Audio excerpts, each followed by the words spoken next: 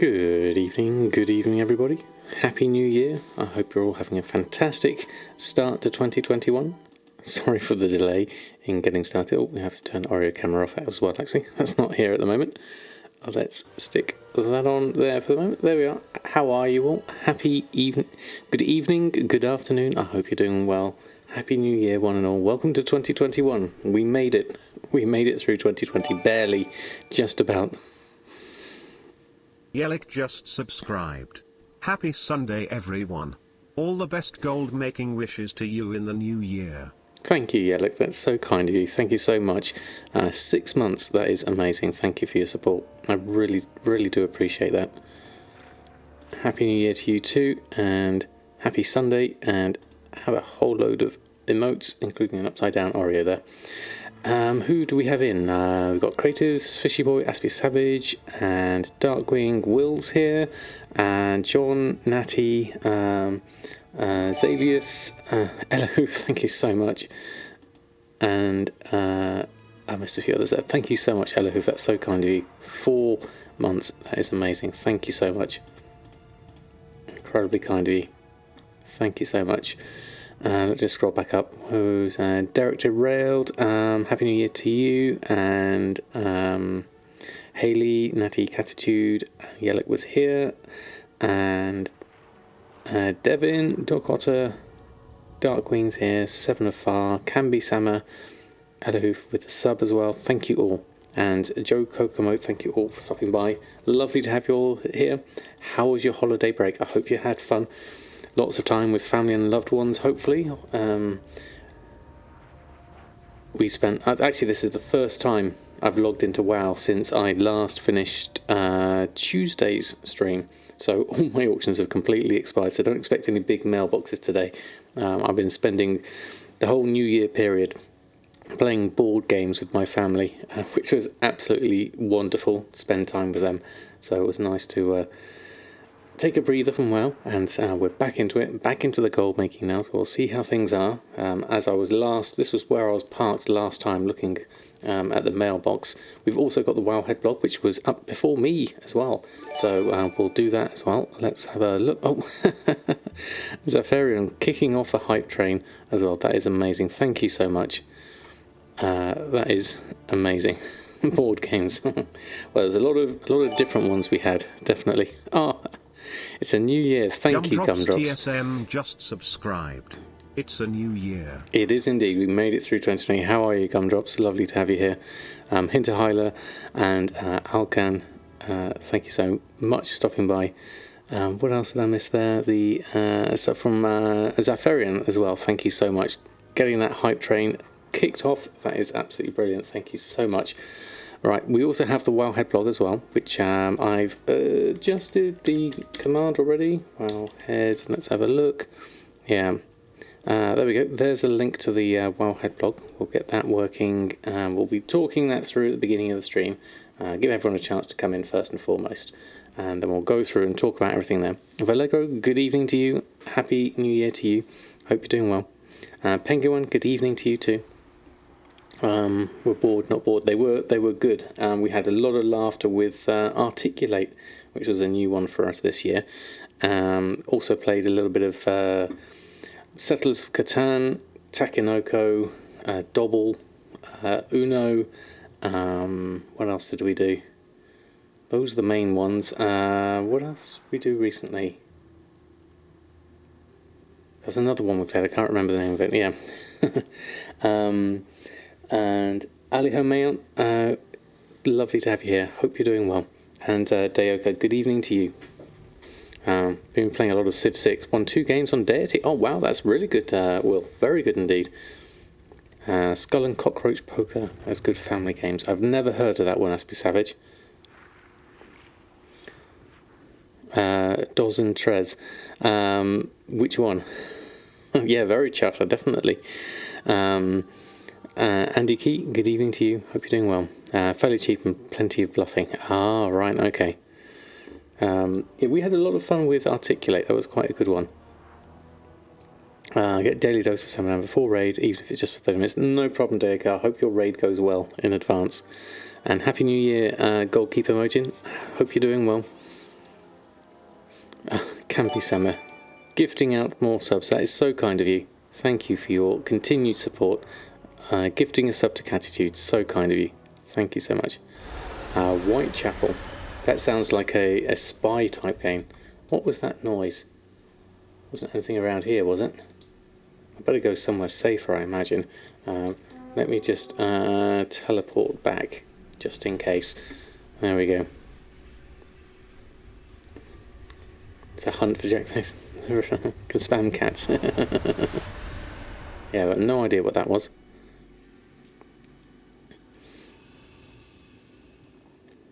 Thank you so much for the shout out as well.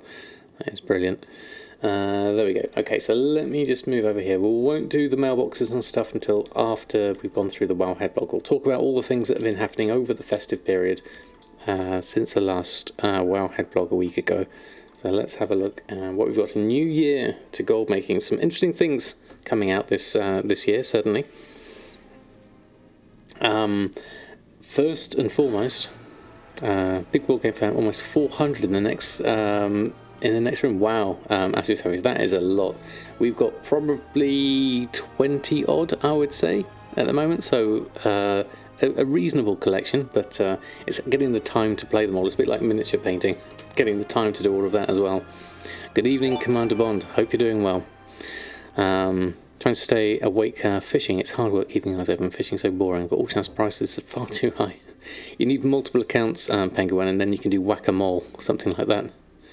Not at the moment, Gumdrops, no. I felt a bit uncomfortable, actually, sort of putting a sub-goal down and asking for money in that way. So I've kind of like left it for people to focus on sort of, what they can afford. I know it's a tough time for everyone.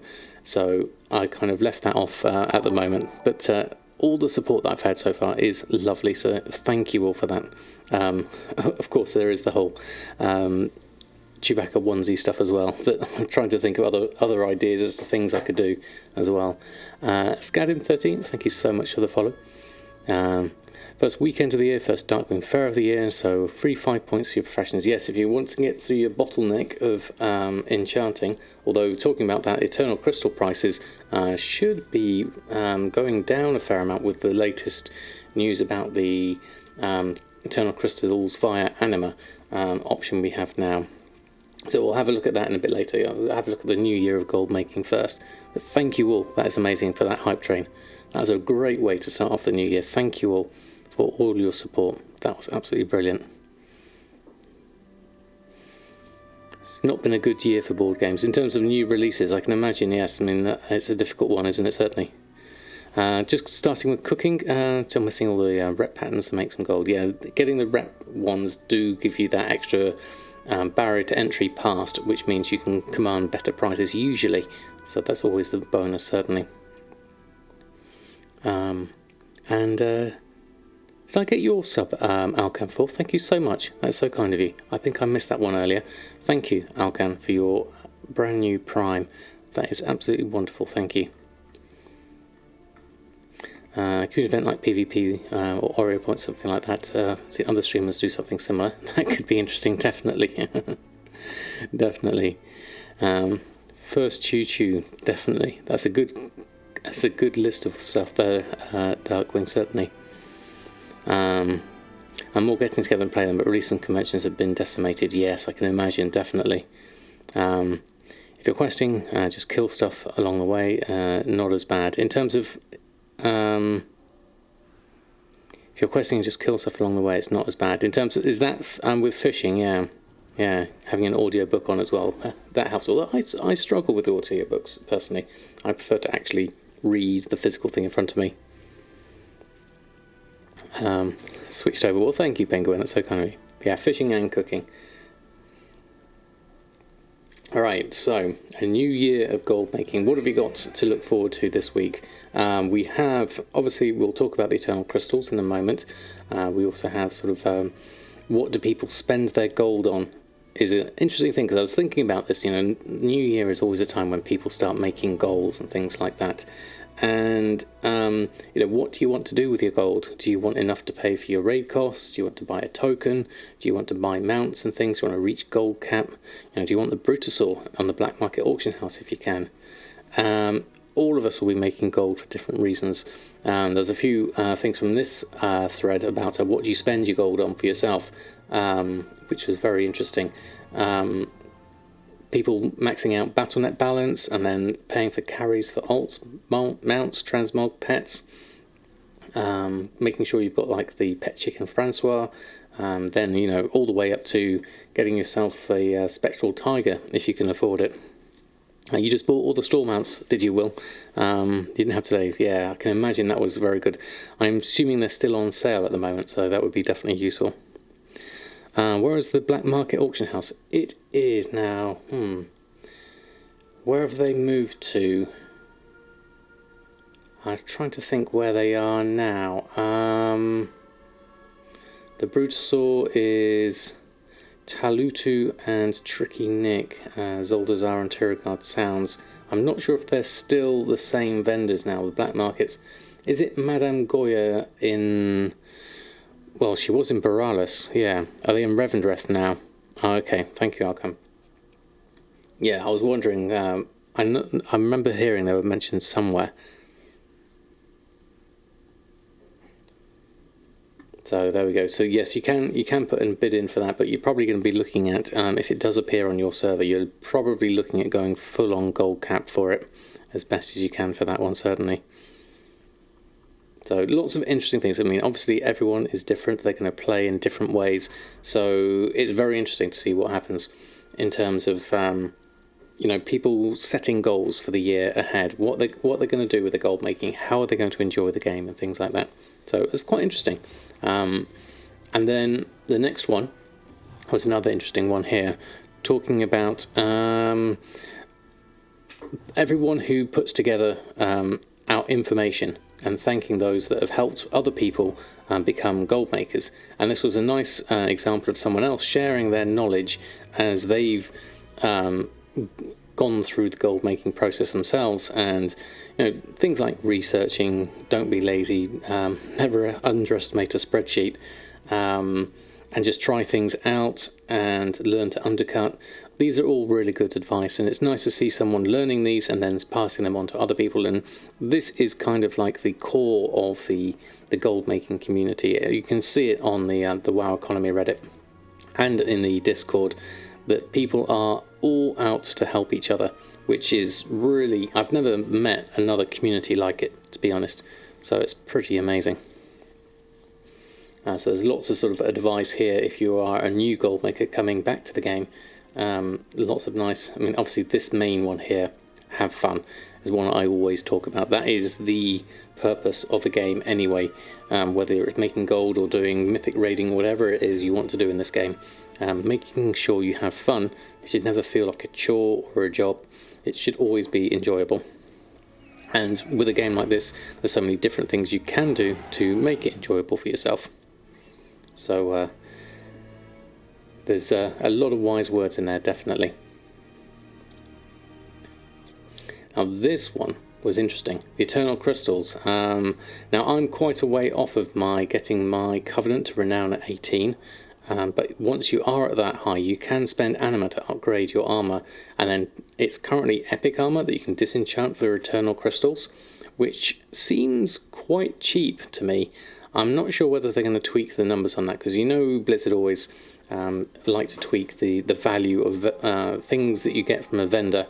So I have a feeling that this might change in the future.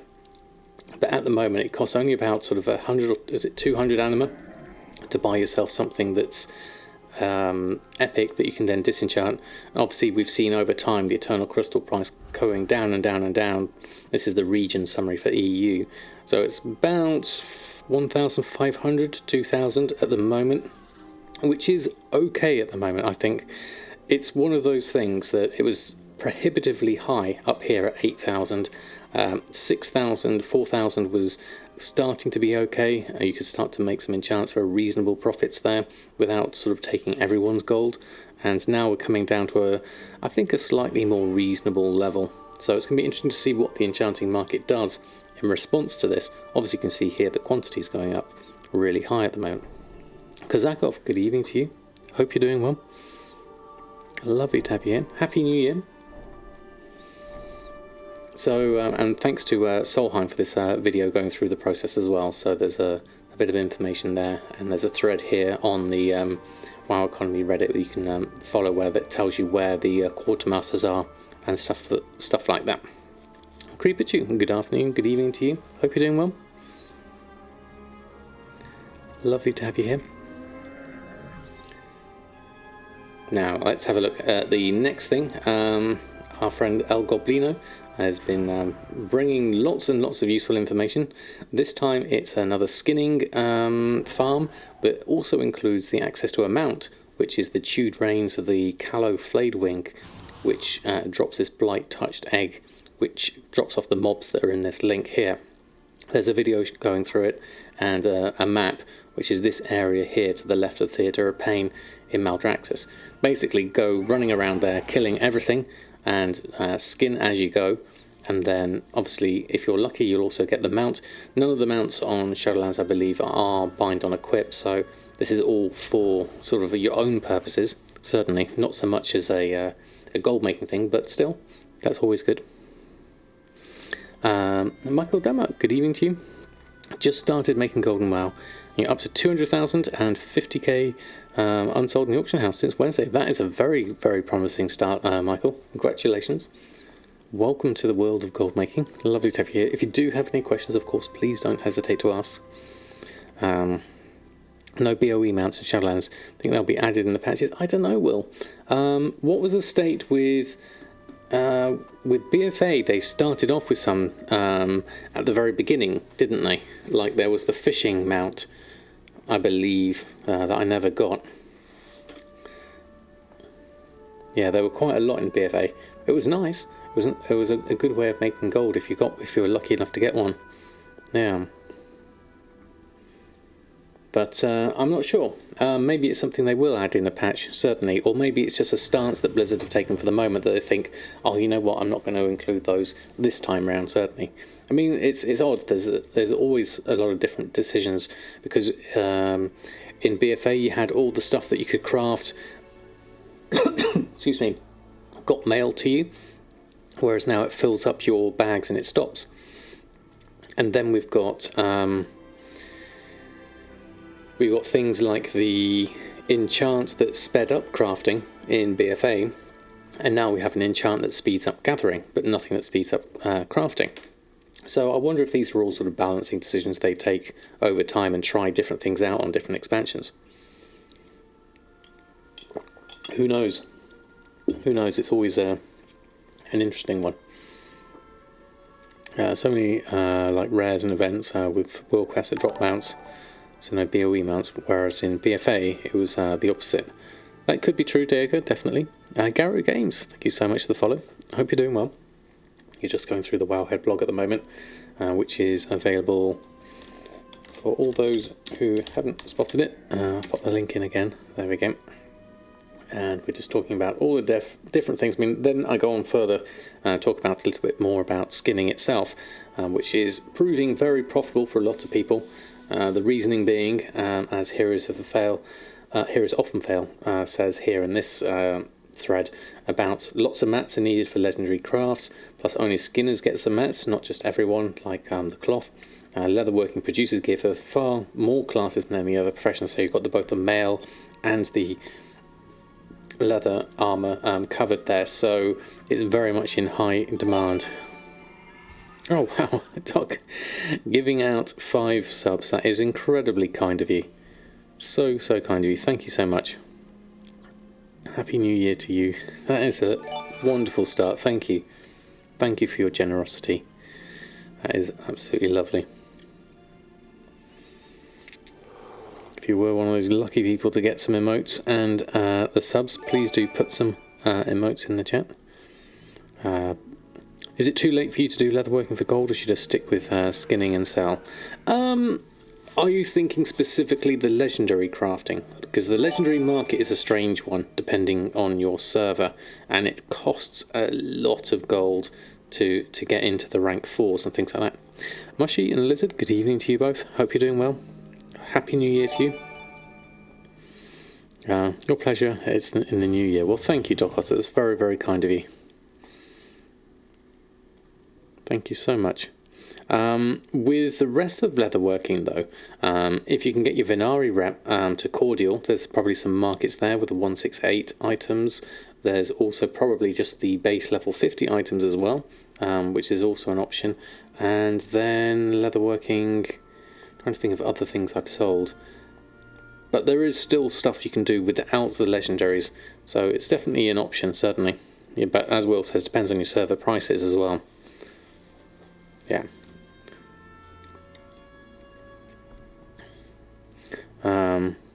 While the Callus High remains expensive, that's the main issue, really. It is just so expensive, yeah. Oh, the Mark II costs about 2k. Oh, right, does the Mark II require Callus Hide, does it? So in which case you'd have to pair it with someone else that could do a Crafter's Mark, say an Enchanter or a Tailor would work as well, because then you can get your Crafter's Mark cheaper. Yeah. That could work as well, I wonder. Tony making the 168 back piece has been going strong for you. Yeah, I imagine it probably has, because everyone needs a cloak, definitely. It's a good item level update. I feel like you're dipping into all markets trying to make a little profit on each item. So many different items. That's a good approach though, Garrow Games. Spread yourself out, diversify, and then when you find something that works particularly well for you on your server, then double down on that and then try and make more gold that way. Ordinary Dweller, good evening to you. Hope you're doing well. Also, the regular 151 items take heavy callus as well, so it's expensive as well. Is it? Okay, so those are the bottleneck, really, aren't they? Then the heavy callus, just making it all so expensive. I mean, looking at the price of Callus Hide here, this is interesting because this is since the start, and it's held its course between 160 and 240 over the course of the expansion so far, and it's not really showing any signs of dropping down. You look at this, and then you look at something like the Eternal Crystals, which you expect to have a general drop down in price over time.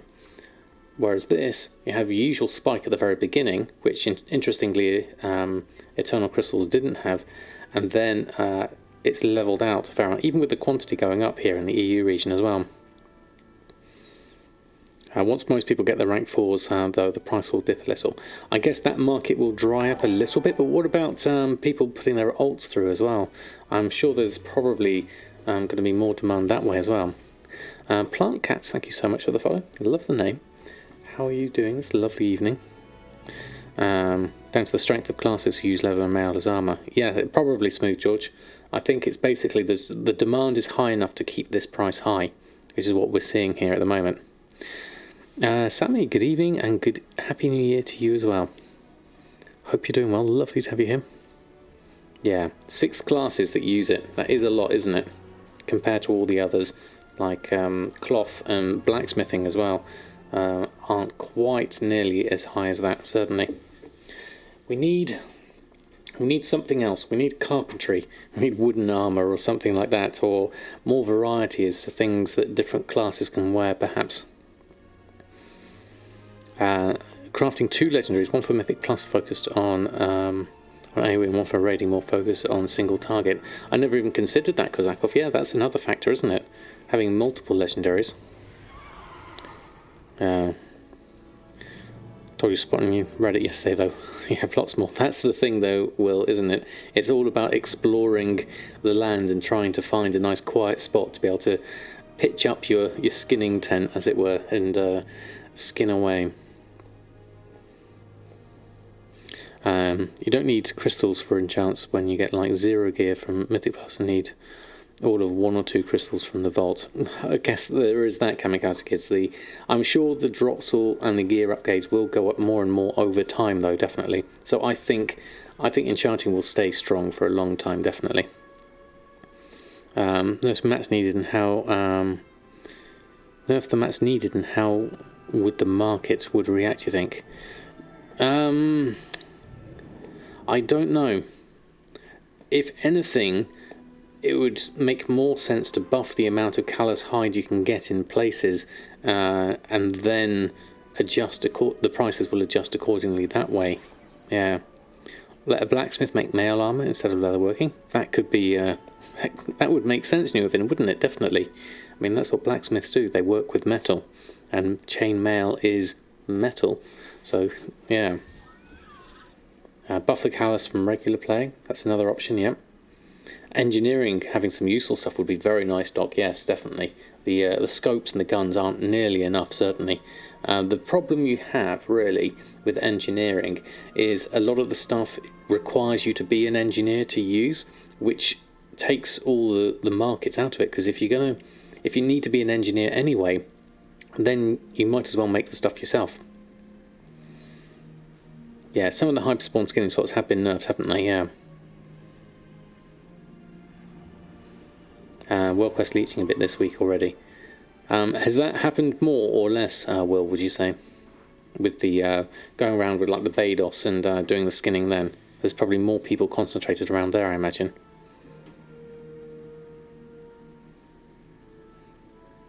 Yes, I would agree, Sammy. It's definitely underwhelming at the moment. I'd like to see it improve, certainly. Engineering looks like it could have a lot of fun utility stuff. Although they did have, we did have at the beginning of Shadowlands Beta, we had all those different interactions with the different professions, and it would have been nice to have some of those utility things coming in as optional reagents, more than we have at the moment. There was more at the beginning, and they pruned them out. Evil Dinner, good evening to you. Long time. How is the cat? Which one, Evil Dinner? We have 4, but they are all doing very well, thank you very much. The Bados spot felt like it got nerfed. Oh, really? Okay, that's interesting. How do you craft the different eye level versions on gear? So you make a crafter's mark, and then you add that as optional reagent. So say, for example, if I just jump here and go onto my tailoring, if you look at the standard interface, so Shadowlace Cuffs, the tailoring here, I can increase the item level by adding a Crafter's Mark. If I had Crafter's Mark 2, I would increase it up to level 168. It's currently 151.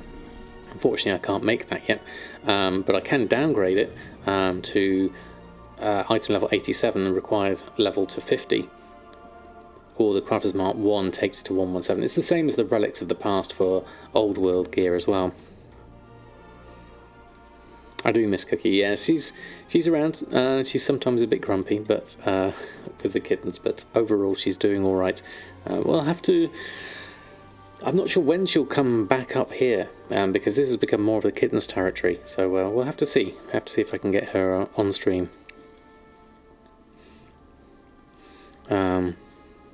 As a farm, we love it, but it's a bit much. That's very true. Yeah.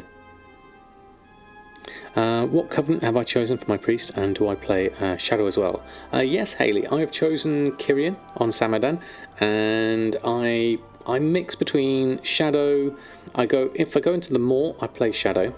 If I do any kind of group content, I play as Holy, and if I'm wanting to do something like solo, something, I occasionally go Discipline, but mainly I'll flip between Holy and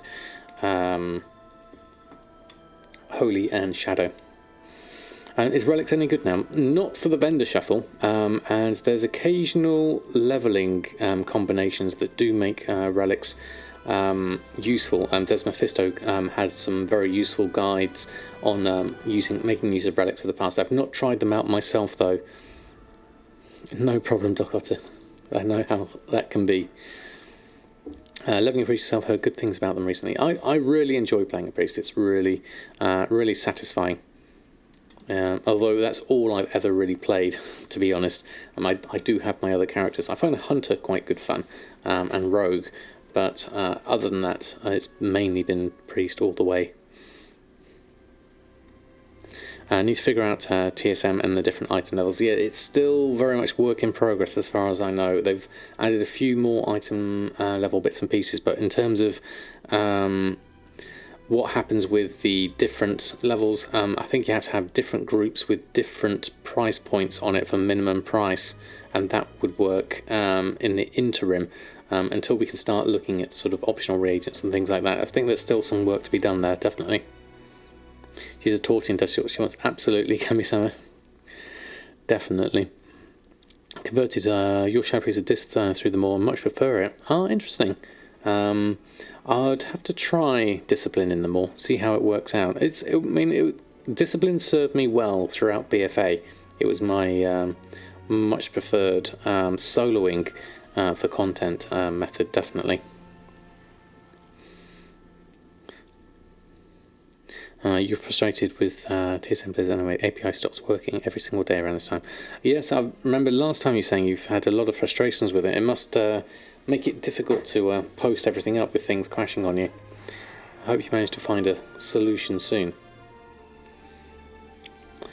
Right, what else have we got on the blog? Oh yes, identifying competitive markets. This was a nice one from Demnod, who is on Area 52, which is a really high population competitive realm, and trying to work out a way to find competitive markets and asking for advice on here.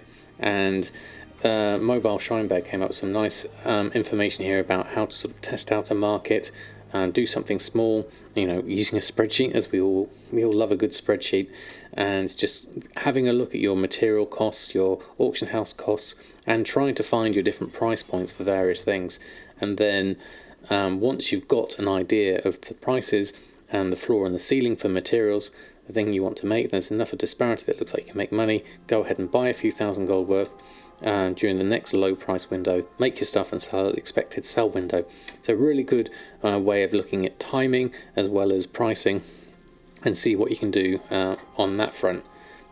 And then this Jazzy Mavy was talking about start small, test the waters, and start something like bags in their case, and then diversify and find a few different things. So it's really useful information there, especially on Hypop servers, or if you're thinking of moving to another server as well.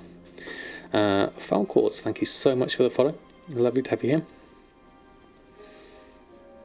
You've noticed a delay with TSM updating, have you? Oh, interesting.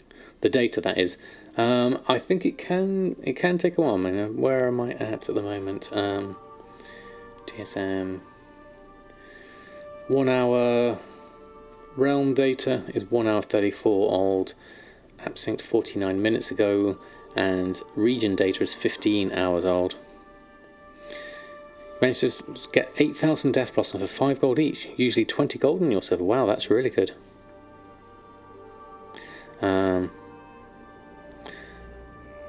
If not, later state is not really needed. That's true if you're not using min buyout.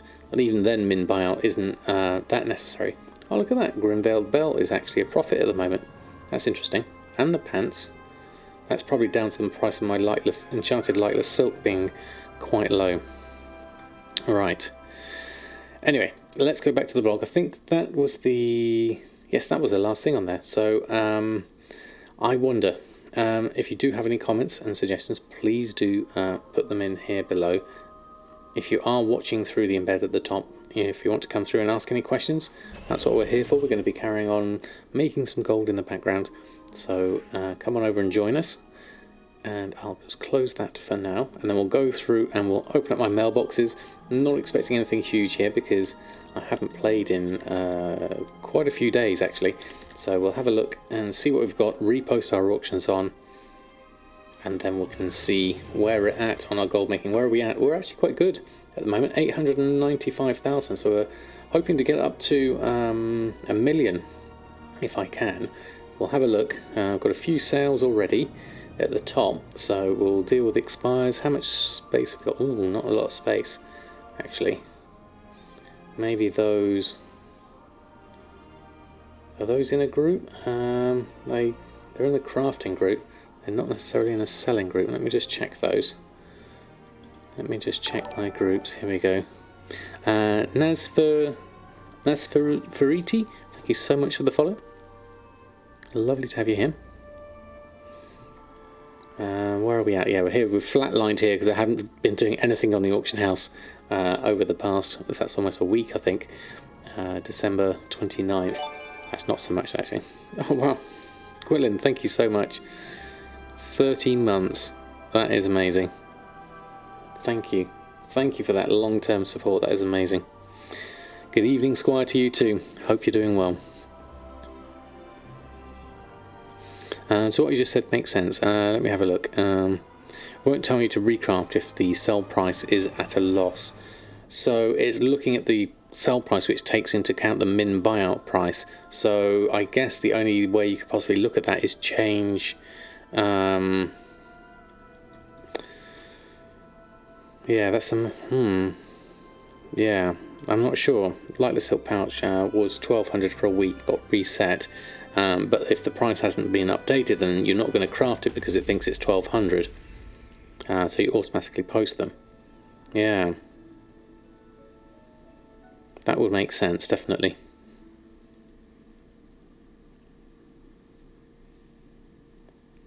That's why you made your own Google sheet for calculation for crafting price. I mean, if in doubt, yeah, going manual allows you to at least double check your prices, certainly. But it won't restock it, still thinks it's 1200 still until you get your new data.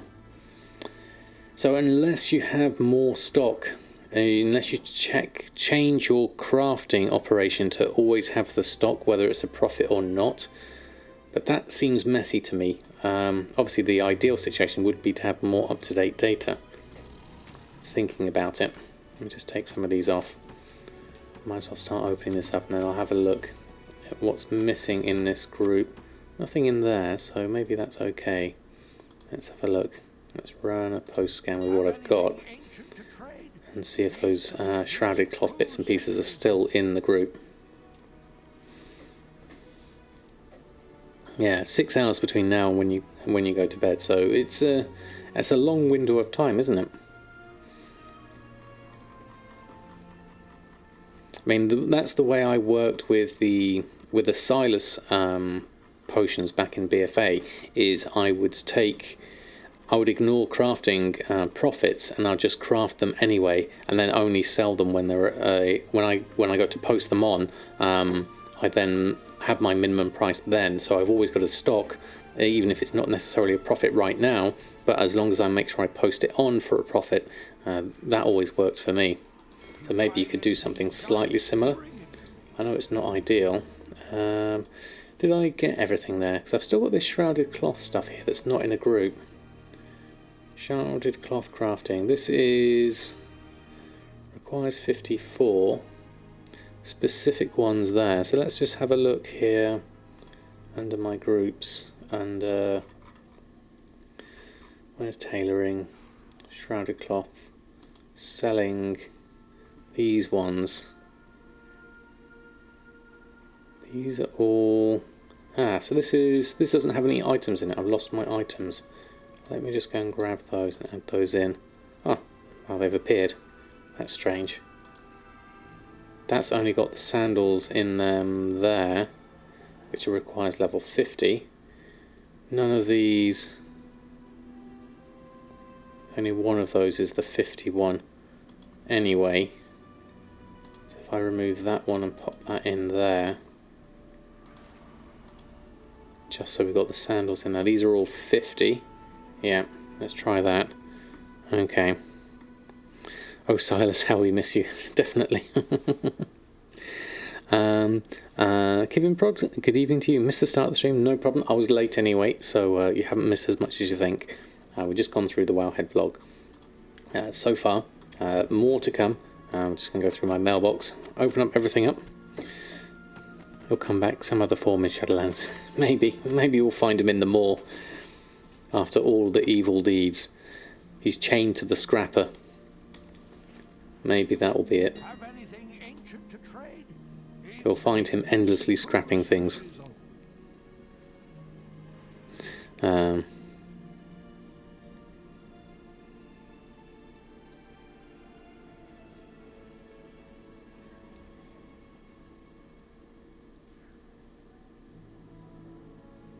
Yeah, that's where I should be, definitely.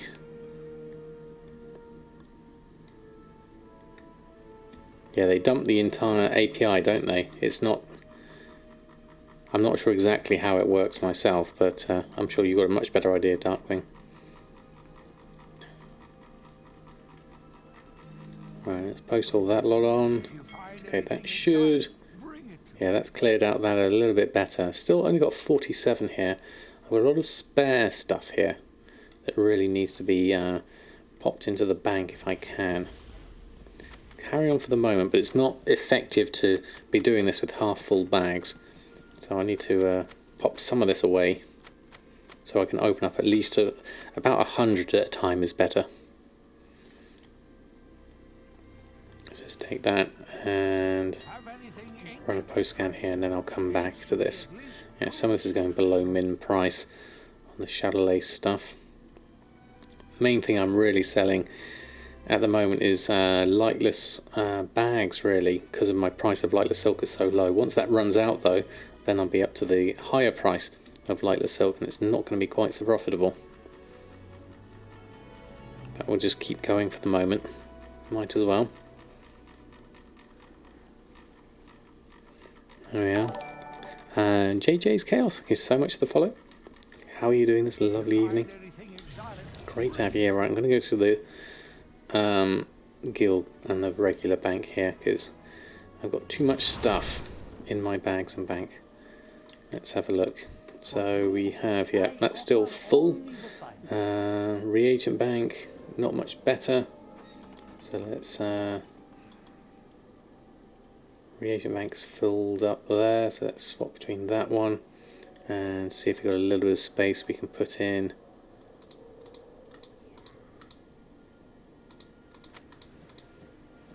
Yeah, that's filled up that as well. Probably could do with clearing some of this out. Some of this probably going into the guild bank would be nice as well. There's a lot of stuff here. Bolts of netherweave, pop that in the guild bank.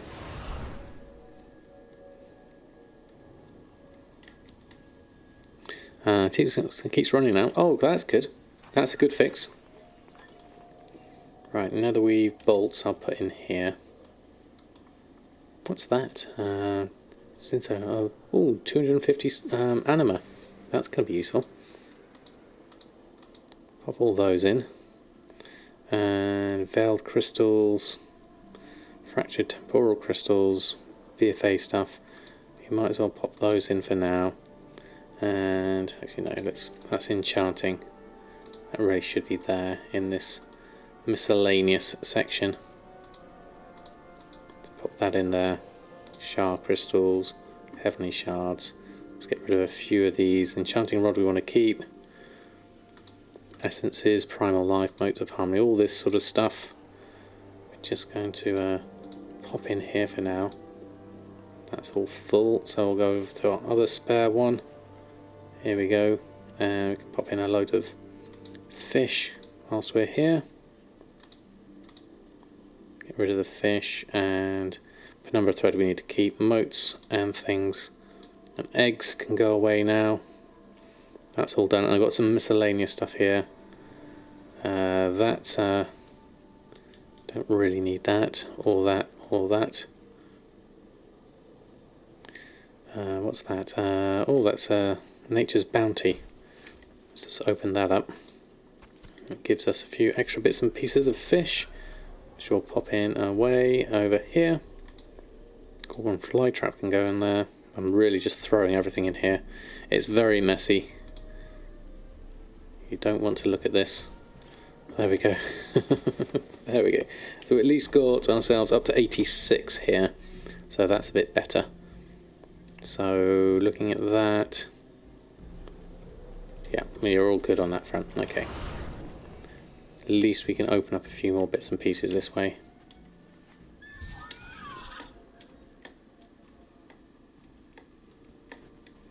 Let's head on over here, open up this, and then get some more coming off here. There we go.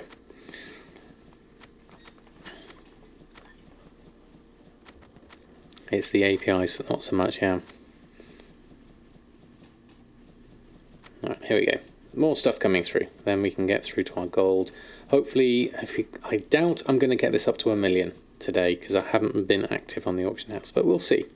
We'll see. We'll see how close we can get to with our sales. Obviously, we're going to have to spend more to repost and restock on. So that's definitely going to be an option here. Lots of things still to do.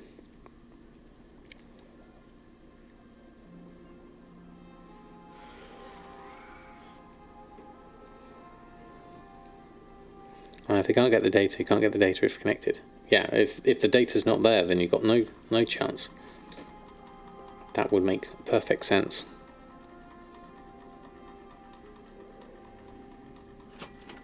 And we just sold. Our first thing tonight is Celestial Guidance. 375. That's 68 profit currently. My Sacred Shards are a bit expensive at the moment. We need to change our price of that.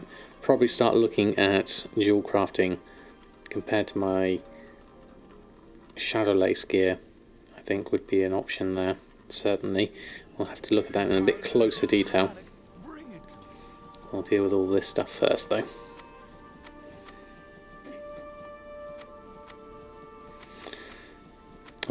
Debating the order of getting into professions at the moment. Probably need your enchanter max before getting into legendary base items. I would say probably useful, yes, Doc Otter. Now's a good time to make use of Darkmoon Fair to get you a little bit closer on that as well. Either by using the 5 skill points in the middle part, which needs eternal crystals, or by waiting towards the end, definitely.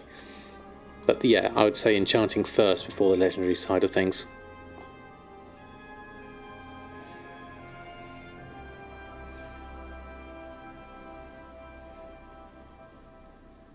But that is at 2 AM. Well, it's definitely late, Mushy.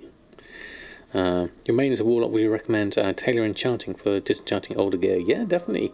If you don't have any other professions, those are a good combination. Tailoring and enchanting, and as a warlock, you can wear things that your tailor makes, which is always nice. Even though there's not a huge amount at the moment, that is, if it's your main, you're likely to get other gear from other places. In terms of using your main, and there's not a huge amount either reputation-wise tailor enchanter needs. Having cooking in there helps as well, though. That is also good. Just make up the data, yeah. Is the time walking ending today? I've not checked it actually.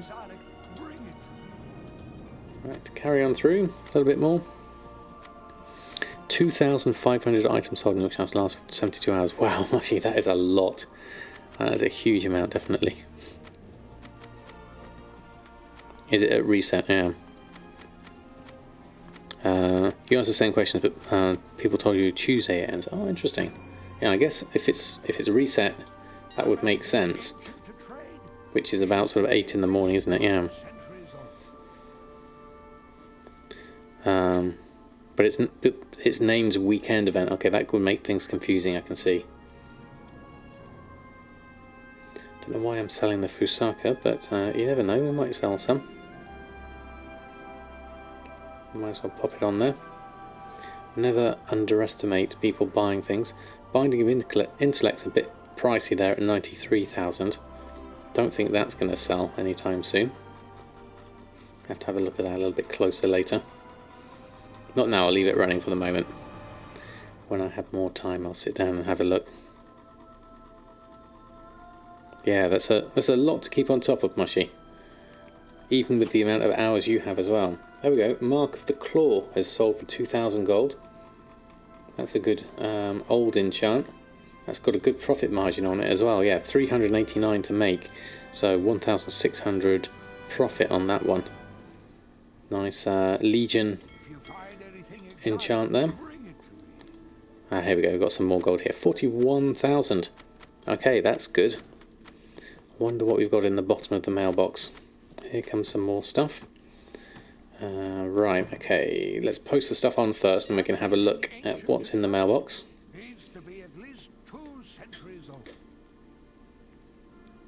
Get everything posted on. I'm going to have to restock on a lot of this as well. We'll do reposting of everything on first to see what kind of gold we get total, and then we'll have to start buying some things as well. 12,000 items in the last 3 days. Wow, that's been savage. That is incredible. That's a lot of items. Just love gold making. Well, definitely. That's what we're here for. Making gold. Currently at, what am I at?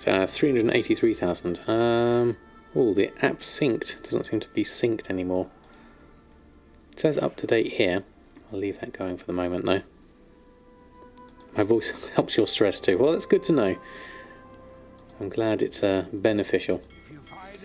Right, I think we got everything here. So 41,000 Shadowlands Gathering, Celestial Guidance, Windwall Bandages. 8 of those for 1,400. That's a really good price. Sold some gingerbread cookies, 10 of those for 900 gold. Light step hoof plates, bags, Grim-Veiled capes, a couple of those. Oh, that's good. For 3,000. That's rank 1, Grim-Veiled capes. And there's another one down here, which is rank 1 as well. I haven't got to rank 2 yet. We'll have a look at those. Shrouded cloth bags, netherweave bags, and some tomes of illusions. Those were good.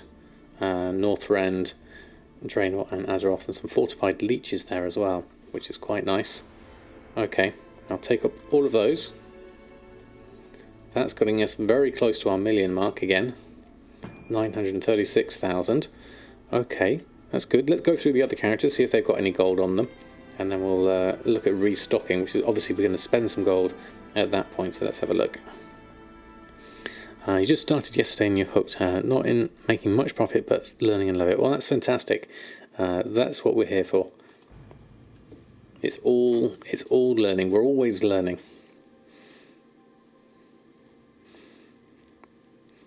Contessa, good evening to you. Welcome back to you as well. Hope you're doing well. Farm like a madman. Yeah, that helps as well. You're not Matt's either. Predominantly Shadowlands crafted items and not legendaries. That is a lot of stuff though. That's really good. Okay, what have we got here? We got some potions. Oh, another good one. 46,000 from potions. Is this mainly new stuff, or have we got some old BFA stuff in here as well? We've still got 8 minutes left on Silas here. These look like mainly new ones. The big one there, Spectral Flask of Power, is in a good position there. So that's good, and we won't need the Silas prop for this. So I'll take those ones. I'm not sure exactly how much profit that is, but 983,000, looking good. Let's post those back on at least with what we've got, and we can come back and buy some things later. 80k away from making your first million. Oh, fantastic, Sammy. That first milestone, when you first get a million, it is absolutely fantastic because it's very memorable. I remember years ago back in Legion when I got my first million, and it was just a great feeling. I felt like I could definitely buy enough for a token each month, and then I was being able to expand on my gold making even further, so it was really nice. Alright, that's on. Let's go through another character. Playing as long on and off, nowhere near that. That's pretty good, though. It doesn't matter how long it takes you, though, Wondersheep. It's about the journey. You have a dynamic crafting string that crafts amounts based on what's selling. It means you craft and sell more of the popular stuff. That actually would work quite well, Aspie Savage. I tend to do mine manually. When I see things selling for more, I put them in their own group to craft more of them. Just so I can keep a bit of a manual eye on it.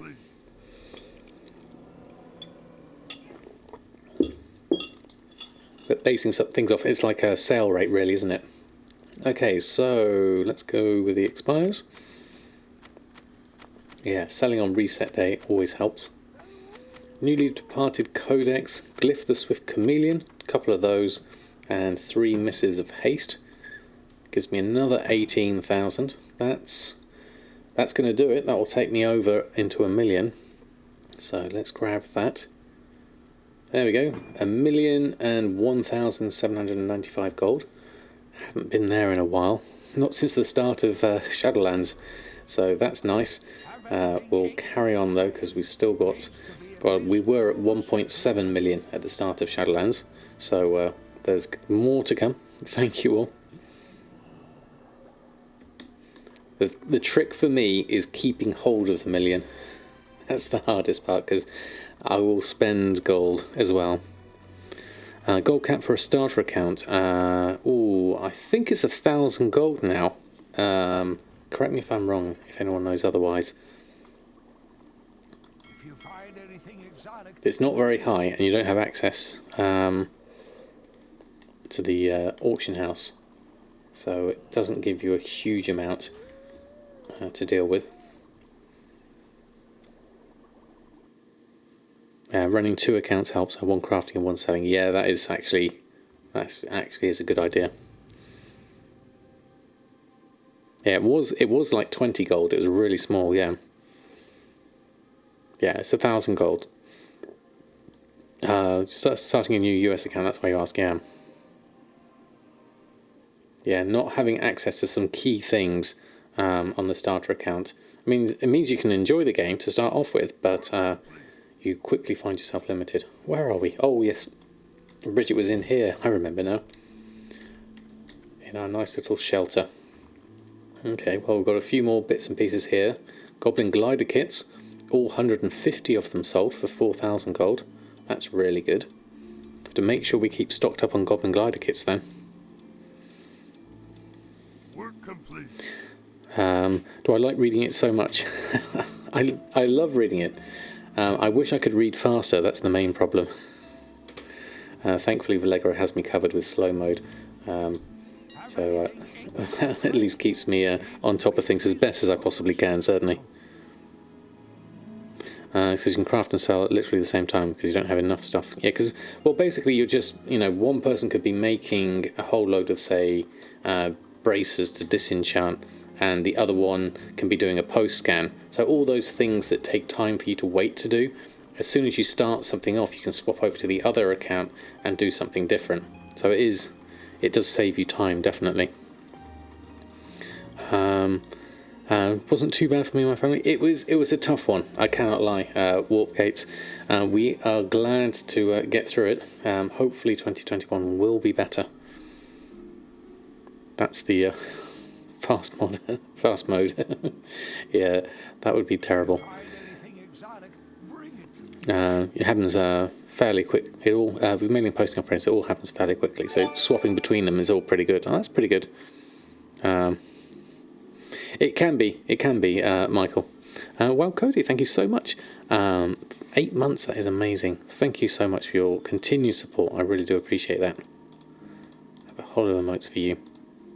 There we go. Thank you. Time is money, as we Goblins say. That is very true. Very true indeed. Did I post everything on? No, I didn't. Let's get all the expires first. What have we got? 5,000 here. So mainly Goblin glider kits. So that's good. I'll post all that on. New Year's Eve, they made enough gold to buy 2 tokens. That is very, very nice. Aspie Savage. Get that lots on. Then we'll pick up the gold. What have we got? 5,000. That should just get me a little bit safer into the million mark. Let's just jump back into here. And then we can check on our leather worker and our blacksmith. I'm not expecting huge amounts of gold from them either, but you never know. You can sometimes get some good sales. Main group with 45 items that you run regularly. Got 5 other groups. Gets seldomly cancelled and relisted. Yeah, that's a good mix. Focus on the ones that are making you the most gold, definitely. Not the turtle. Thank you so much. 3 months of using a prime. That is amazing. Thank you. Thank you so much for your support. I have a whole lot of emotes for you. Thank you. Ditched anything not from Shadowlands. I mean, yes, there is that. I mean, I'm not doing that at the moment. I'm still making use of old world stuff as well. All your profit is not Shadowlands, with all Shadowlands being a loss for you. Yeah, exactly. Do what works for you. Definitely. Okay, we've got 1,000 gold here, so that's something. I wasn't expecting a huge amount here. It's costing me a fair amount to list these on as well, so let's deal with the expires first. Finally leveled a druid after 15 years. Wow, never tried a druid and you love it now. Yeah, druids are good fun, definitely. For farming, definitely one of the top classes to play. The 100 glyphs, you keep trying glyphs as the profit, yeah, as the profit is good. Yeah, definitely. So much faster in Borealis now. Remember when Borealis used to be so slow? So what have we got here? Desert leather pauldrons and gauntlets. That's scale gauntlets. So a couple of different things there. Let's pick those up. Let's go through and run a post scan. There we go. Yeah, I mean, the thing with druids is just literally being in travel form all the time, and so quick to cast to if you go and do mining as well. When you get in chat, you realise how wrong you do everything. No, you're not wrong at all, Wonder Sheep. It's just a different way. It's your way, and that is okay.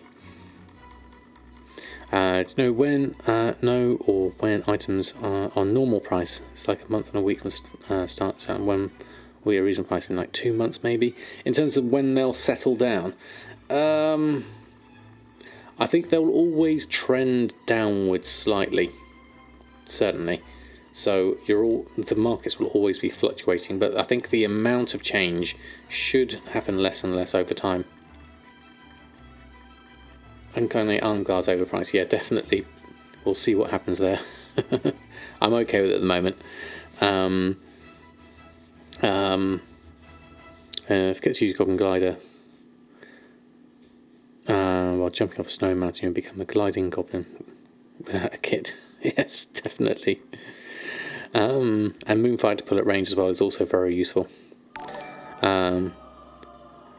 Earns me less than 1/30th the token each a day, so I think it probably is the wrong way. If that's what you're aiming for, if you're aiming for a token, then yes, I would look to different methods certainly. And Necratus, thank you so much for the follow. Hope you're doing well. Was it 38k? Hold on, let me just scroll up. Oh yes. Yeah, that's not going to work. Above max price, so someone's already priced them really high, I imagine. So I'm trying to work out the difference on that one. Yeah, if I get that sale, that would be very nice, but I'm not expecting that one, obviously. We'll have a look. We'll just grab everything there. That's all done. That's fine. So let's go on to our next character. 22 was a year ago. It should have updated. I had changed it. I changed it after I clicked start streaming, so it may not have updated fully. Do a refresh and it should work, hopefully. Uncanny sells well. Does it for you, Mamolity? I mean, I know it's one of those things that people will still get for their transmog. I need to restock on each crafter several times a day. It's only over the last few days that you've been able to play on your main account again. Oh wow, that is quite a decent amount. Evative, thank you so much for the follow. Lovely to have you here. 2 days a month, Saturday organised pay for free. For the rest of the month seems worth it. Oh yeah, definitely. That's a good time to gain ratio. That's the word I was thinking of. There we go. There, that was a bit delayed in coming through the notification though.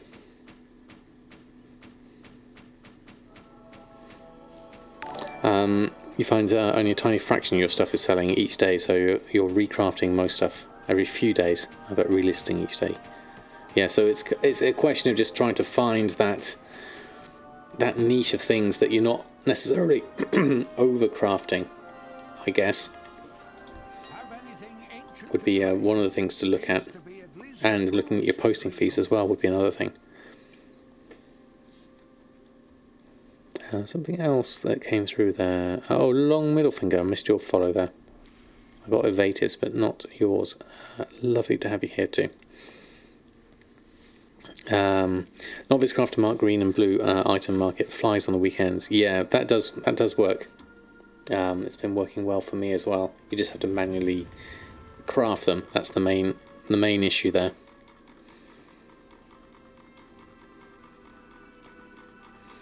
I mean, I've got a fair amount here that I'm posting on, which is obviously costing me a fair amount, because see my gold's dwindling here as I post all this lot on. Not a huge amount of sales to help offset that at the moment, and those deposit fees are pretty high for a lot of those.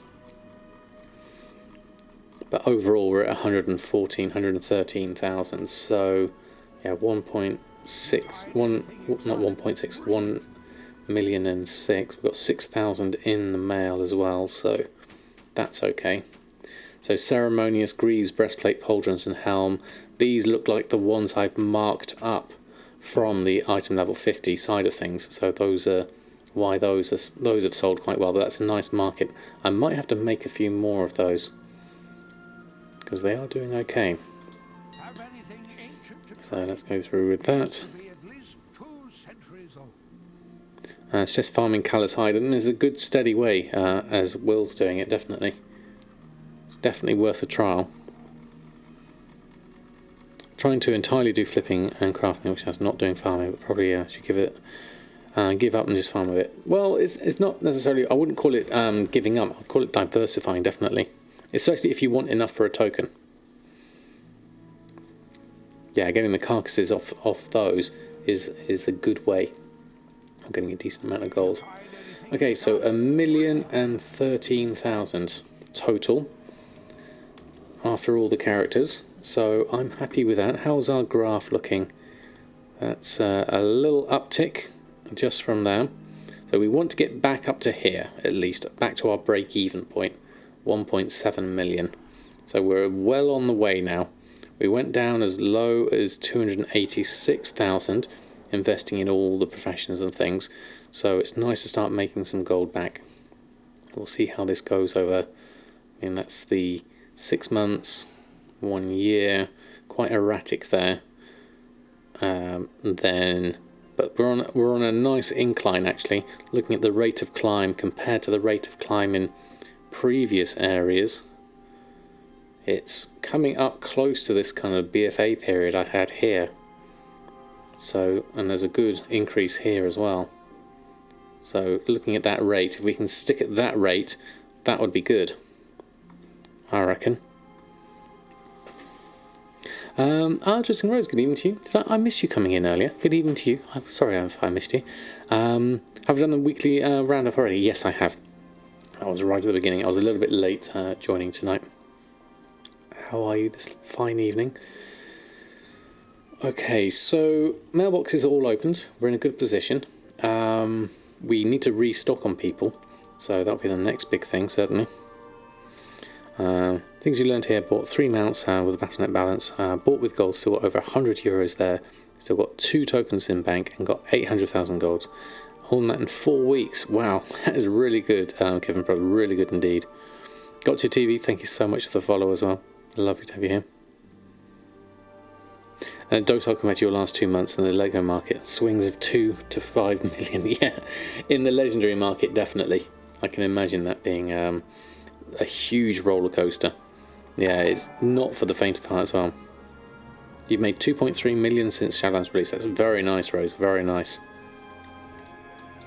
I feel like I'm lagging behind somewhat, but enjoying the journey no less for it. So let's go out and have a look. Okay, so run back through the characters. Let's go back to Samadan, because Samadan's my main seller here. Yeah, still remember the time I was grinding for the Brutosaur dinosaur. Yeah.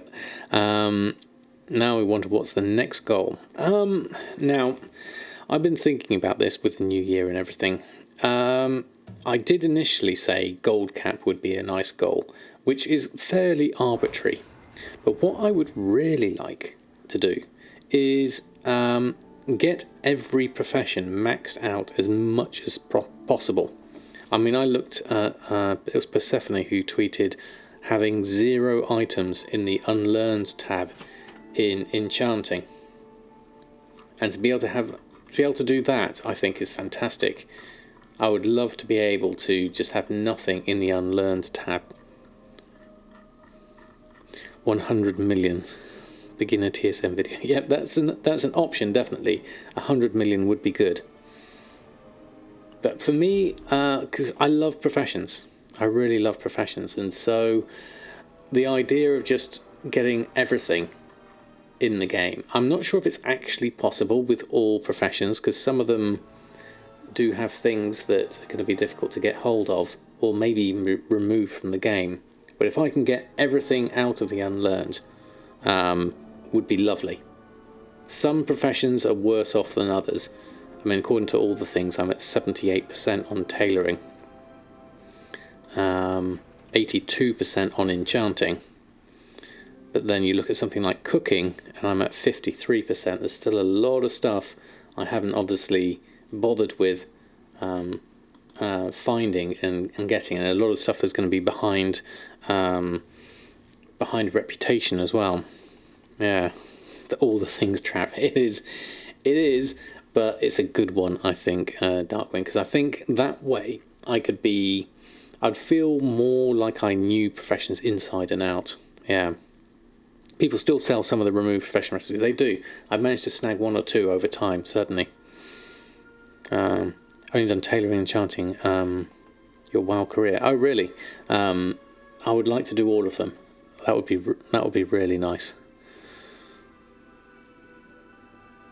Always make enough gold to buy a token, but since you're 4.9 million away from gold cap, it could be nice to hit gold cap before 21 is over. Yeah, definitely. I think that's a very attainable goal, certainly. Just started 12 new characters on a new server for it. Yeah, that's the Kuhn trap. I mean, you know how much Kuhn plays, and Kuhn is doing amazingly well already. So it's not for the faint of heart, and I'm just focusing on professions, definitely. So as far as a goal goes, I would like to do that one. Yeah.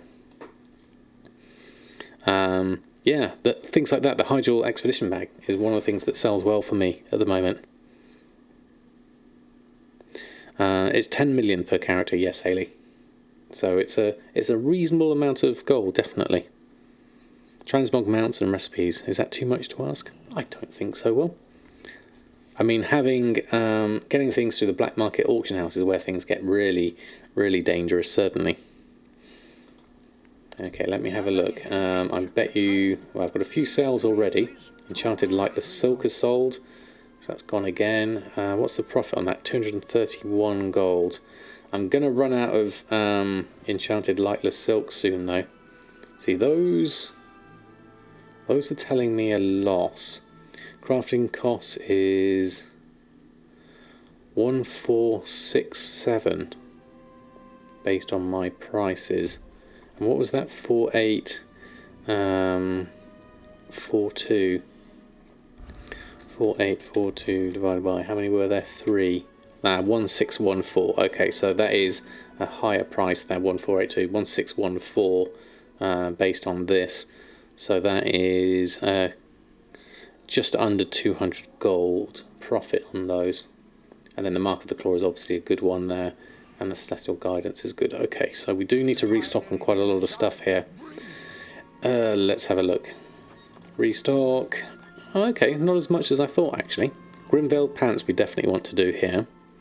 Windwall Bandage, Netherweed Bag, 3 of those. Shadlace Cuffs and Foot Wraps I'm reluctant to do, given the profits on those aren't particularly high, and my Lightless Silk is probably starting to dwindle. Enchanted Lithium Bar are potentially a profit, but I need to look at those a bit more. And the Heavy Callous Hide is here as well. We need to look at those in a bit more detail before we commit to those. So let's have a look at our shopping first and foremost. So let's look at the Shadowlands Cloth Market. Lightless Silk, yeah, see, Lightless Silk is very expensive at the moment, especially here on Shadowsong.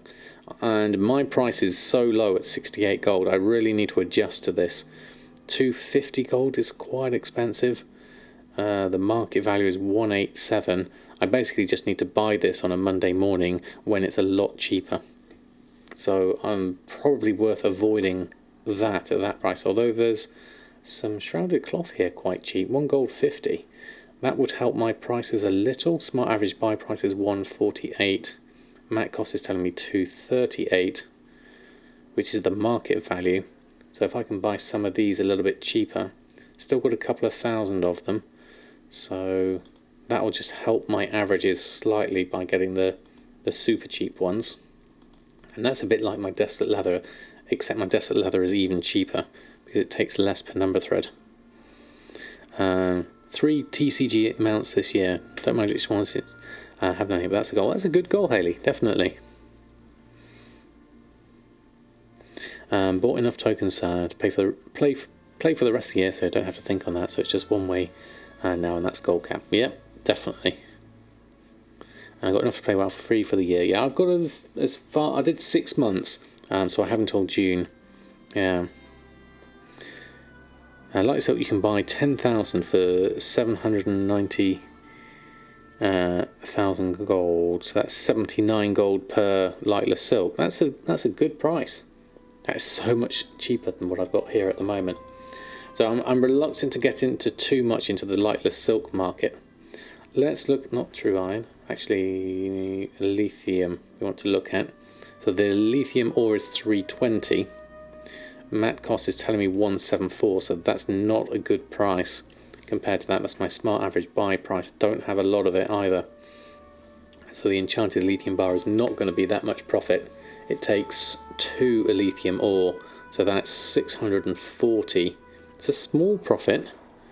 640 plus a soul dust, which is negligible.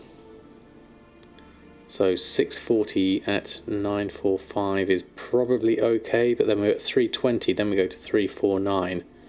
So again, a market I would be reluctant to chase. I bet you the callous hide market's the same. The heavy callous hide is cheaper at the moment. Enchanted heavy callous hide is a couple of hundred profit. Nothing huge there as well. It just means I have to spend a lot of gold to be able to make a few hundred gold, which is not necessarily, it's a risky market to be in. Definitely. Good evening, Jupiter. Hope you're doing well. Not being able to buy Battle.net's balance of gold is a shame. Yes, that is a problem with the EU-US split, definitely. 10 Expulse and World Quest for 20 Lane Snappers at the moment. Oh, that could be useful, Gwilyn. Thank you for the heads up. Not sure if I have got a few, so I don't really need it at this point. But it is useful, definitely. This add-on looks overwhelming. It does, Zombie Medic. You're looking at all these prices and you're wondering where to start, but don't fear. We are here to help. I do have a YouTube series going through the basics of using TSM, which I've got a link to there. Start small. You don't need to know it all at once, and then work your way through from there. Resetting from 2,400 to 2,500 would be a loss also. Yeah, and just for small margins, certainly. Moats of Anima still in a good profit range. The moats, I haven't looked at those in a while. I have got a group for it actually. Good enchants, moats, primal or moats. Mana, is that the one? Spell threads. That's mana. Where was the temporal crystal, mysterious, elemental, good stuff, BFA enchanting? It wasn't any of that. I'm sure I had a group looking for moats. Let me just search for harmony. Spirit of Harmony. Oh, that is way cheaper. So my mat cost, smart average buy price is 70 gold. So the moats there, they are actually more expensive there at that moment. Spirits of Harmony is very cheap at the moment. How much have we got at that price? 89.90. Then it jumps up to 139. I've still got 3,000 of it at the moment. Yeah. That group is giving you a headache. Is it, PKP? In what way? How would you prefer it? I'll be interested to see how what makes more sense to other people, certainly. Use the stream starting to get interested in gold making. Well, you've come to the right place. If you do have any questions, Zombie Medic, please don't hesitate to ask. That's what we're here for. Profession, tailor, blacksmithing, leatherworking, etc. Oh, right, okay, so you keep it all. I mean, I have got in my groups here, like enchanting, tailoring, cooking, like that. I just number it, so the ones that are important to me are at the top. The profession, then the mats, then the expansion. Right, okay. So like I've got my Shadowlands at the top, then BFA, then Legion, and then Old World is all mixed together, rather than having each individual expansion through. Yep, that would make sense.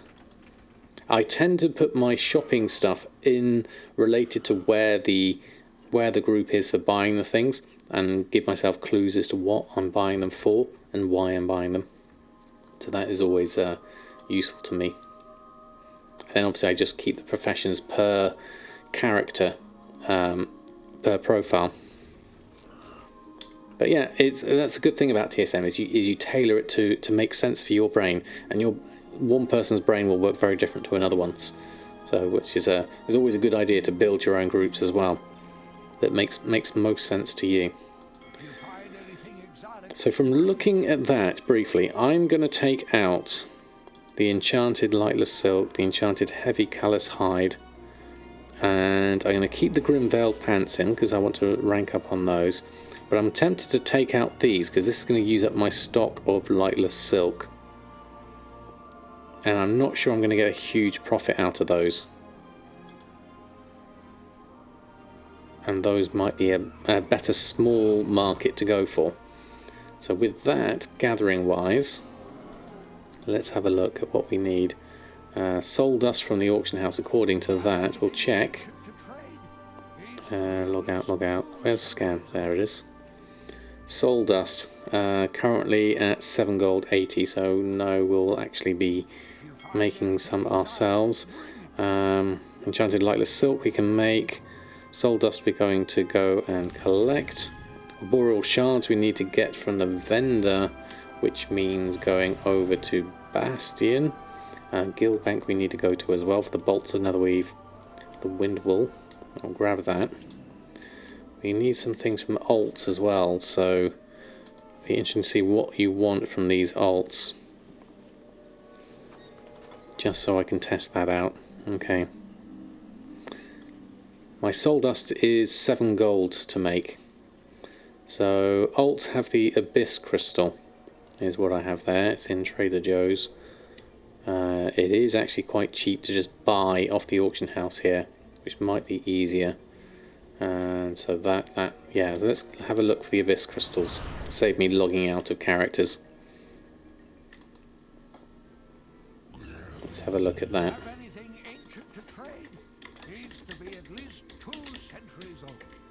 If it's cheap like this at 20 silver and 40 silver, it's sometimes way more convenient just to buy what you need, so you have some stock on your character. And that is how I hoard. That is how I end up with lots and lots of stuff. 766 crafting cost. Yeah, that's similar to what I've got at the moment. Let's just pick up those. So if I go over to... I need 65 soul dust, so if I jump onto Earthen, who makes me my desolate leather arm guards, which is the cheapest for me to make at the moment. So that's at 2 gold desolate. See, my desolate was cheaper than that, I think. How often do I have to scan the auction house to get accurate average of prices, or does TSM do that for you? TSM does all that for you by taking note of the Blizzard API as often as it can, and so all of the sort of the data comes directly from Blizzard, so you don't have to worry about that side of things. So we need some bracers here. Desolate leather arm guards. They cost me 18 gold crafting cost. My desolate leather is 192 smart average buy price. I've still got just under 4,000 of it left, so that's good. I'm going to make myself a stock of... how much bag space have I got?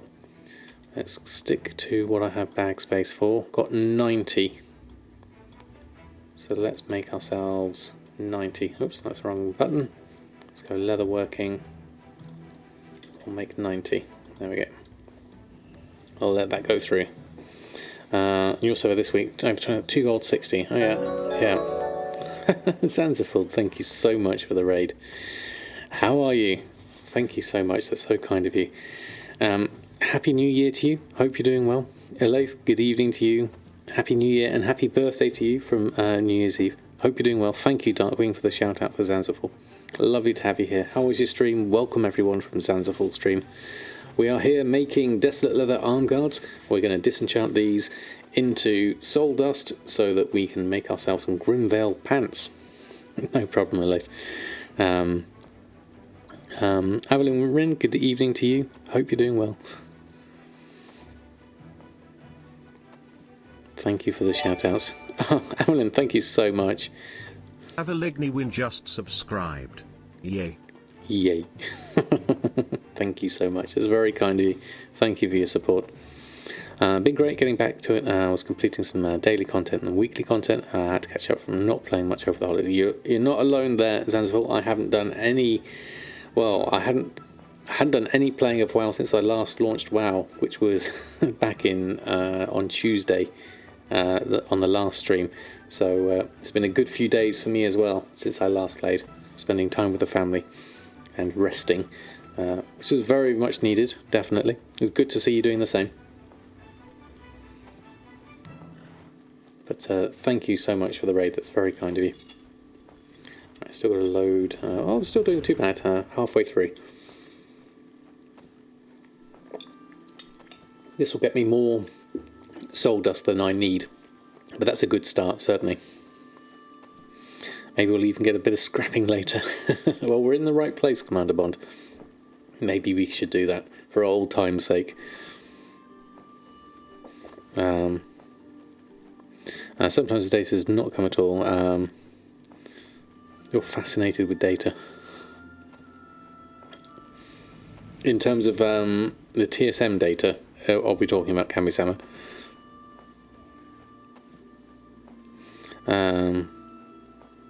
Are we going to get a Samadan Paints mini stream sometime? I have considered that. Probably not at this point, because it's something I like to do, just me and my son. But it's something to think about, definitely. So it's more cost effective to craft pieces to disenchant rather than just buy the dust. It depends on the prices, basically. But yes, it costs me 18 gold to make one Desolate Leather arm guard. And from that I will get 2 to 3 soul dust on average. So the price of my soul dust is about 7 gold per soul dust. So that is cheaper than the price that is on the auction house, which is about 10 gold at the moment. So it is cheaper for me, certainly. But it is worth keeping an eye on it, because sometimes you do get things cheaper. Right, let's send all of those over. That's everything we have here. That's good. Centre Samadan, is there anything spare there? Okay, nylon thread, that can go over, just in case you need it. And then we'll jump back over to Samadan.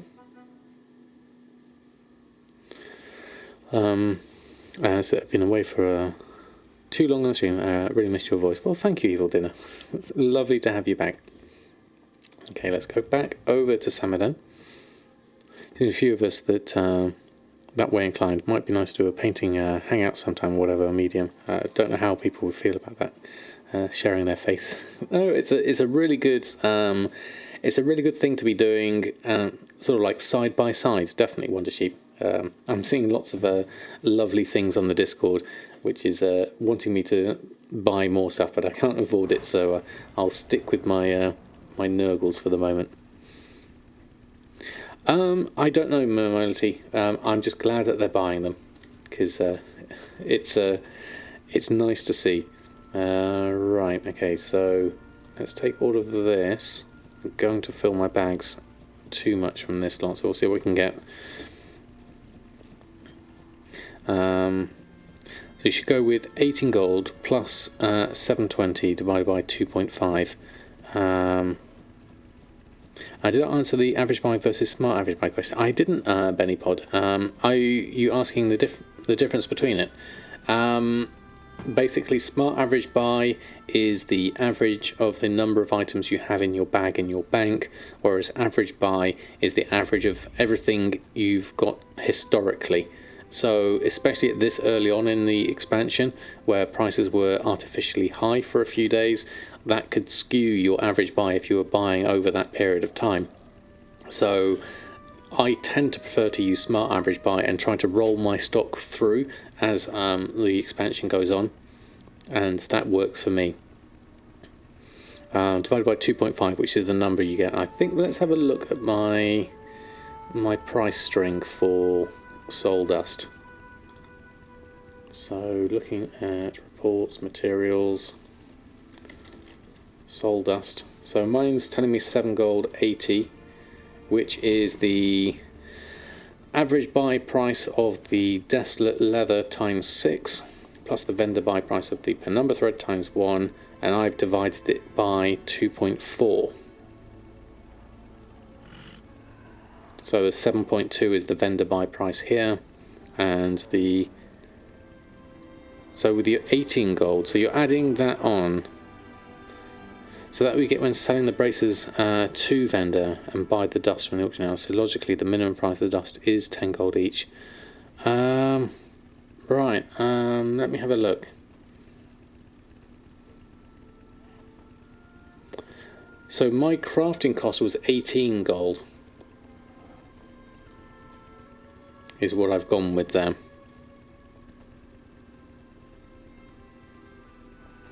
Let's make profit just selling and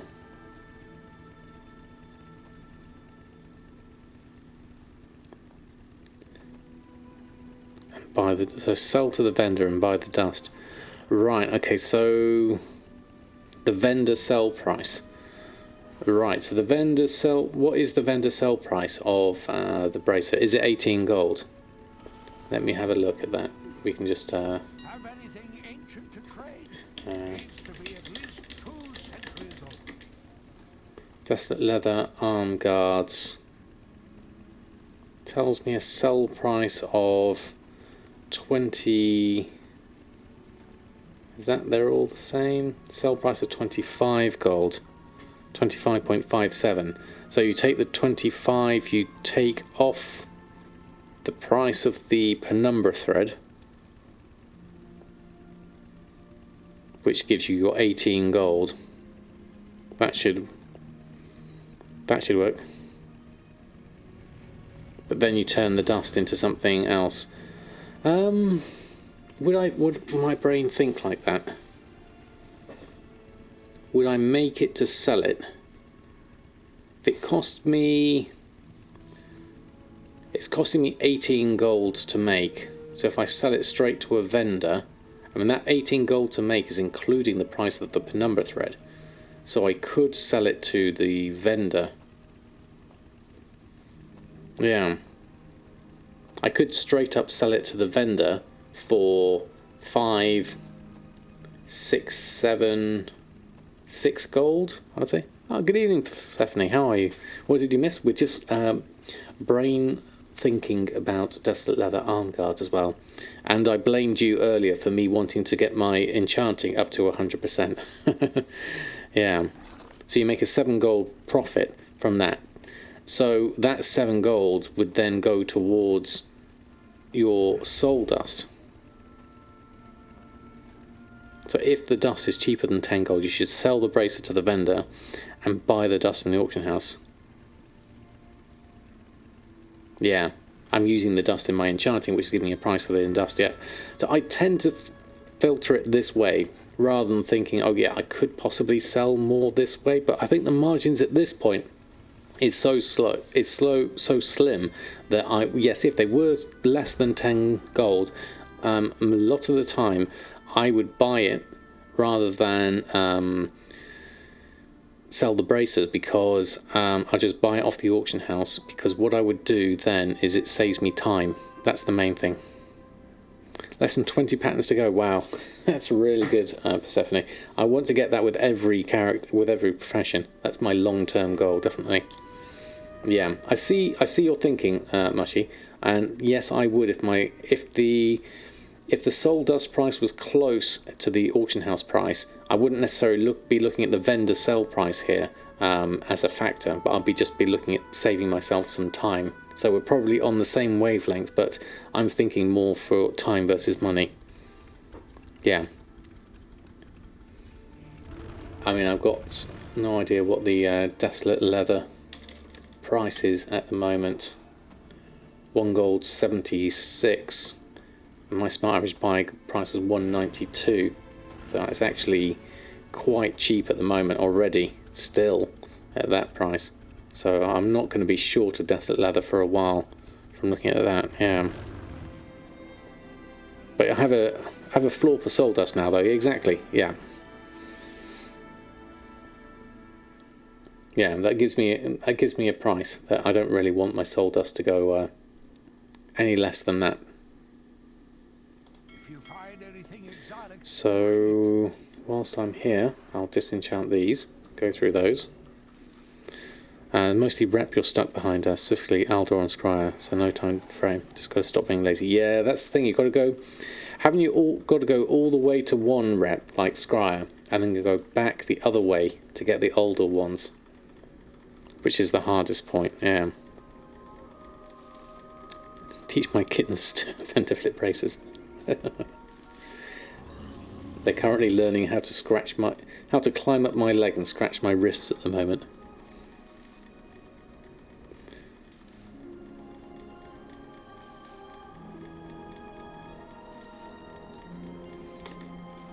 I'll go through this. Boreal shards, I need to go and get those as well. I need to do my hexweave cloth as well whilst I'm here.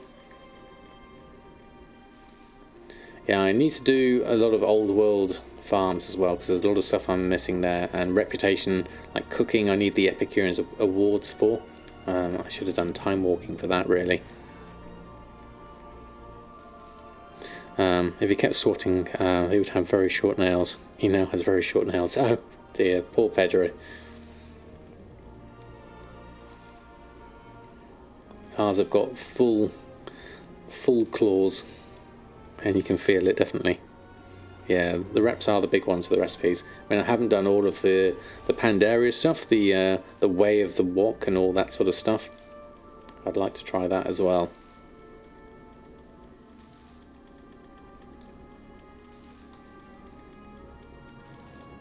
You got 5 lines. You're not alone. That's what my wrist looks like at the moment. Don't think you can see that on the camera. It's literally just full of kitten scratches on my wrist, just from picking them up and then squabbling to get down. It's when you're trying to pick 2 up at the same time as well. That's the hard part. Although I've worked out a technique now.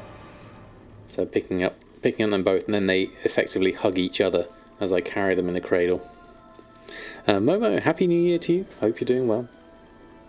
Lovely to see you. We are currently disenchanting Desolate Leather arm guards. Top gold making content here at the moment. Is that a shuffle? And why would someone rich like me do a shuffle? Well, the main reason is this is the cheapest way for me to get soul dust. And I do it in small chunks, so it's not too boring. Reshoot your nails properly, or they'll be trimmed very short.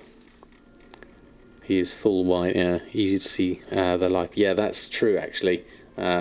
Whereas ours would probably be harder. I've never trimmed a cat's nails either, so I would be reluctant to do it on the poor little kittens. Right, let's grab all of these last bits. Disenchant those.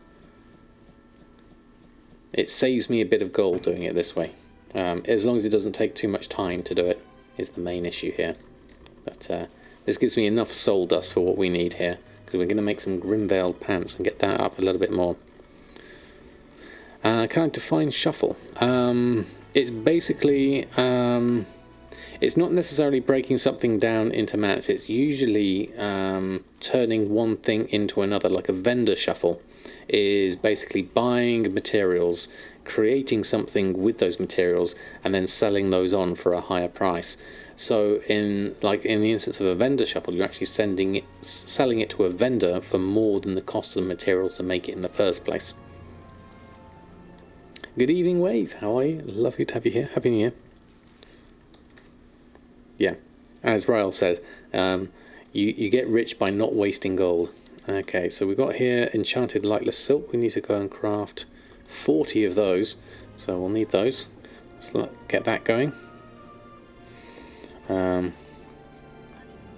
Spot hit Pedro in the face, blood on her cheek, but Pedro hit Spot in the paw pad. Looks like Pedro was horribly injured. Ouch! Oh, I hope they've managed to find a resolution between who's on top. Yeah, blood from a spot on a bright white cat. Yeah, I can imagine that's gonna be a tricky one. We've had Oreo showing the kittens who's boss. He gets them in a sort of like a headlock and sort of saying, "Just calm down." And they sort of look up at him and go, "Yes, Uncle Oreo, we'll calm down." And then they walk off. It's very gentle and sweet of Oreo. Yeah, close supervision I think is what's needed. We tend to do the same, especially with Cookie and feeding time. Try to make sure it all works. Oreo was actually on the bed earlier today, in a rare Oreo upstairs moment. So not at stream time, unfortunately, but you still at least get to see him in the GIF format and the emote format. Whether we ever have all 4 cats on stream at any one time is highly unlikely, but we'll do what we can. Let's go around with that, craft those, hexweave cloth, and I might as well do the temporal crystal whilst I'm here. Get myself some extra bits and pieces. There we go, and right, so we need arboreal shards, next thing in the list. So let's go jump through here.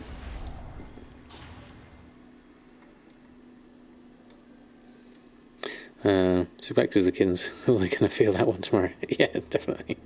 3 out of 4 will be okay. I think what was really nice, it was earlier today, we had a situation on the stairs where Cookie was at the top of the stairs looking down at Dodger, and Dodger was in the middle of the stairs looking up at Cookie, not sure where to go or what to do. So Cookie was at the top, and Dodger was on the middle of the stairs, and then Oreo came down to the bottom of the stairs, saw that there was a standoff, and just looked up and meowed up at Dodger, and Dodger turned around, looked at Oreo, and walked down to Oreo, and the two of them walked side by side together into the living room, and that was really nice. On little Lego robot cars, we can manoeuvre around the cats. That's a whole new game in itself, Mushy. I like the idea. But having free roam of our house would be a bad idea. Wait till they're older. She cuts all of our cat's nails, even your 9-kilo cat. Oh, really? Yeah, we've never cut cat's nails or cat's nails or kittens' nails. We tend to. I tend to feel like they, if they're outside and they need it for defence, then at least they've got it.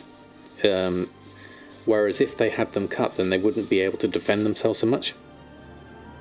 I can only see the lowest 30 centimetre. That's the messiest half, though. Yeah, so like as convinced, Prod's talking about the composite bow shuffle. Buy desert leather for 2 gold a piece and pallid bone for 1 gold a piece. The cost is 73 gold, and that includes the thread. And then you can sell it to a vendor, and the profit is 15.94 per piece. It's boring work, but it does work. This area is in David moved and scratched your nose when he was fast asleep. Oh, yes. I bet you that's a tough one. Please see that order is restored. Okay, we have a world quest here. I'm not going to get distracted by world quest at this point. We are here to... Oh, we just sold something for 348 gold. Doesn't tell me what it is. What I do need to do is buy arboreal shards from this gentleman over here. So I want to buy arboreal shards at 112 gold. We're getting our reputation up a little bit higher now. I need 24 So I'm tempted to buy more than I need, but it's quite expensive and I don't want to get my gold too low, so I'm just going to buy exactly what I need for this point. There we go.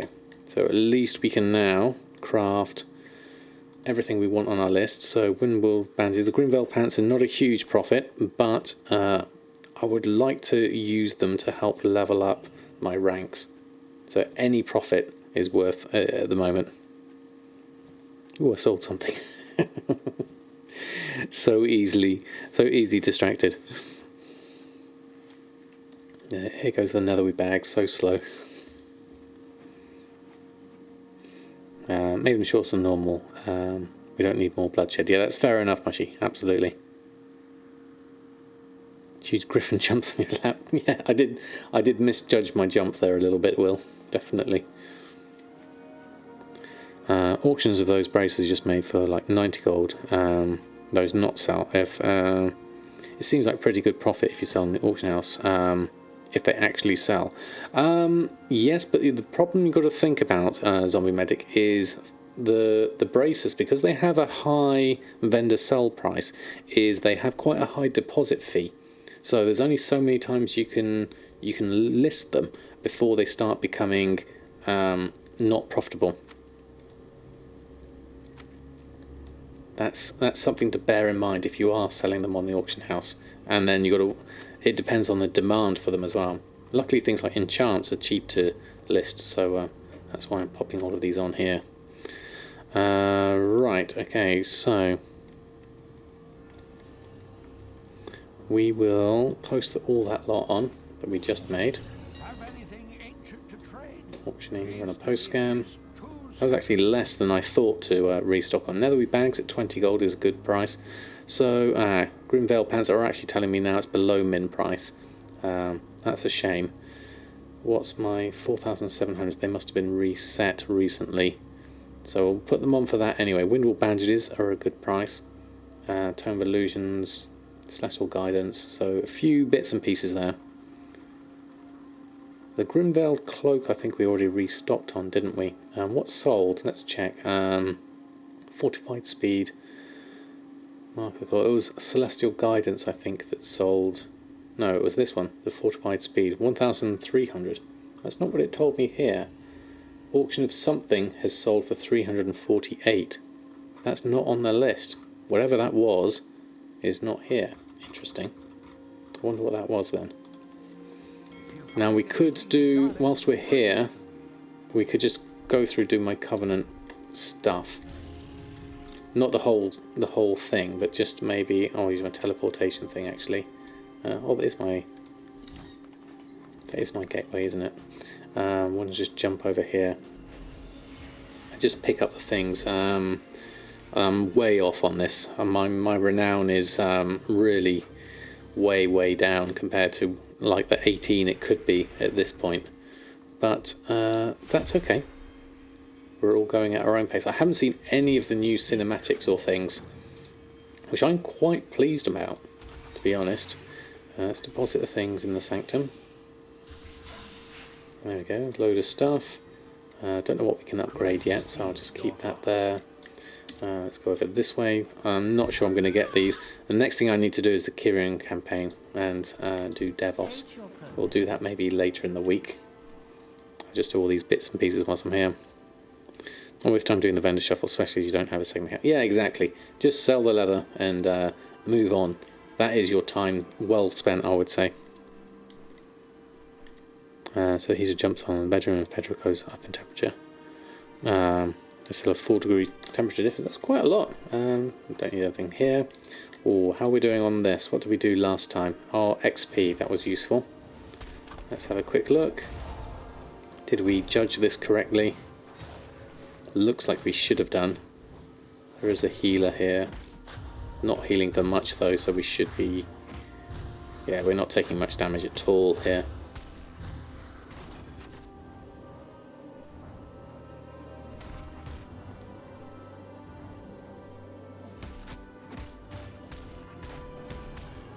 Should be able to take a few of these out. There we go. Then they got healed. I could skip to the end, but I like to watch these for the moment. Just gives me an idea as to whether I'm doing the right thing or not.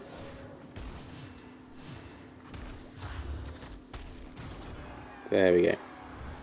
Combat complete. Go to rewards. Got some XP, which is good. 14, 17 and 12.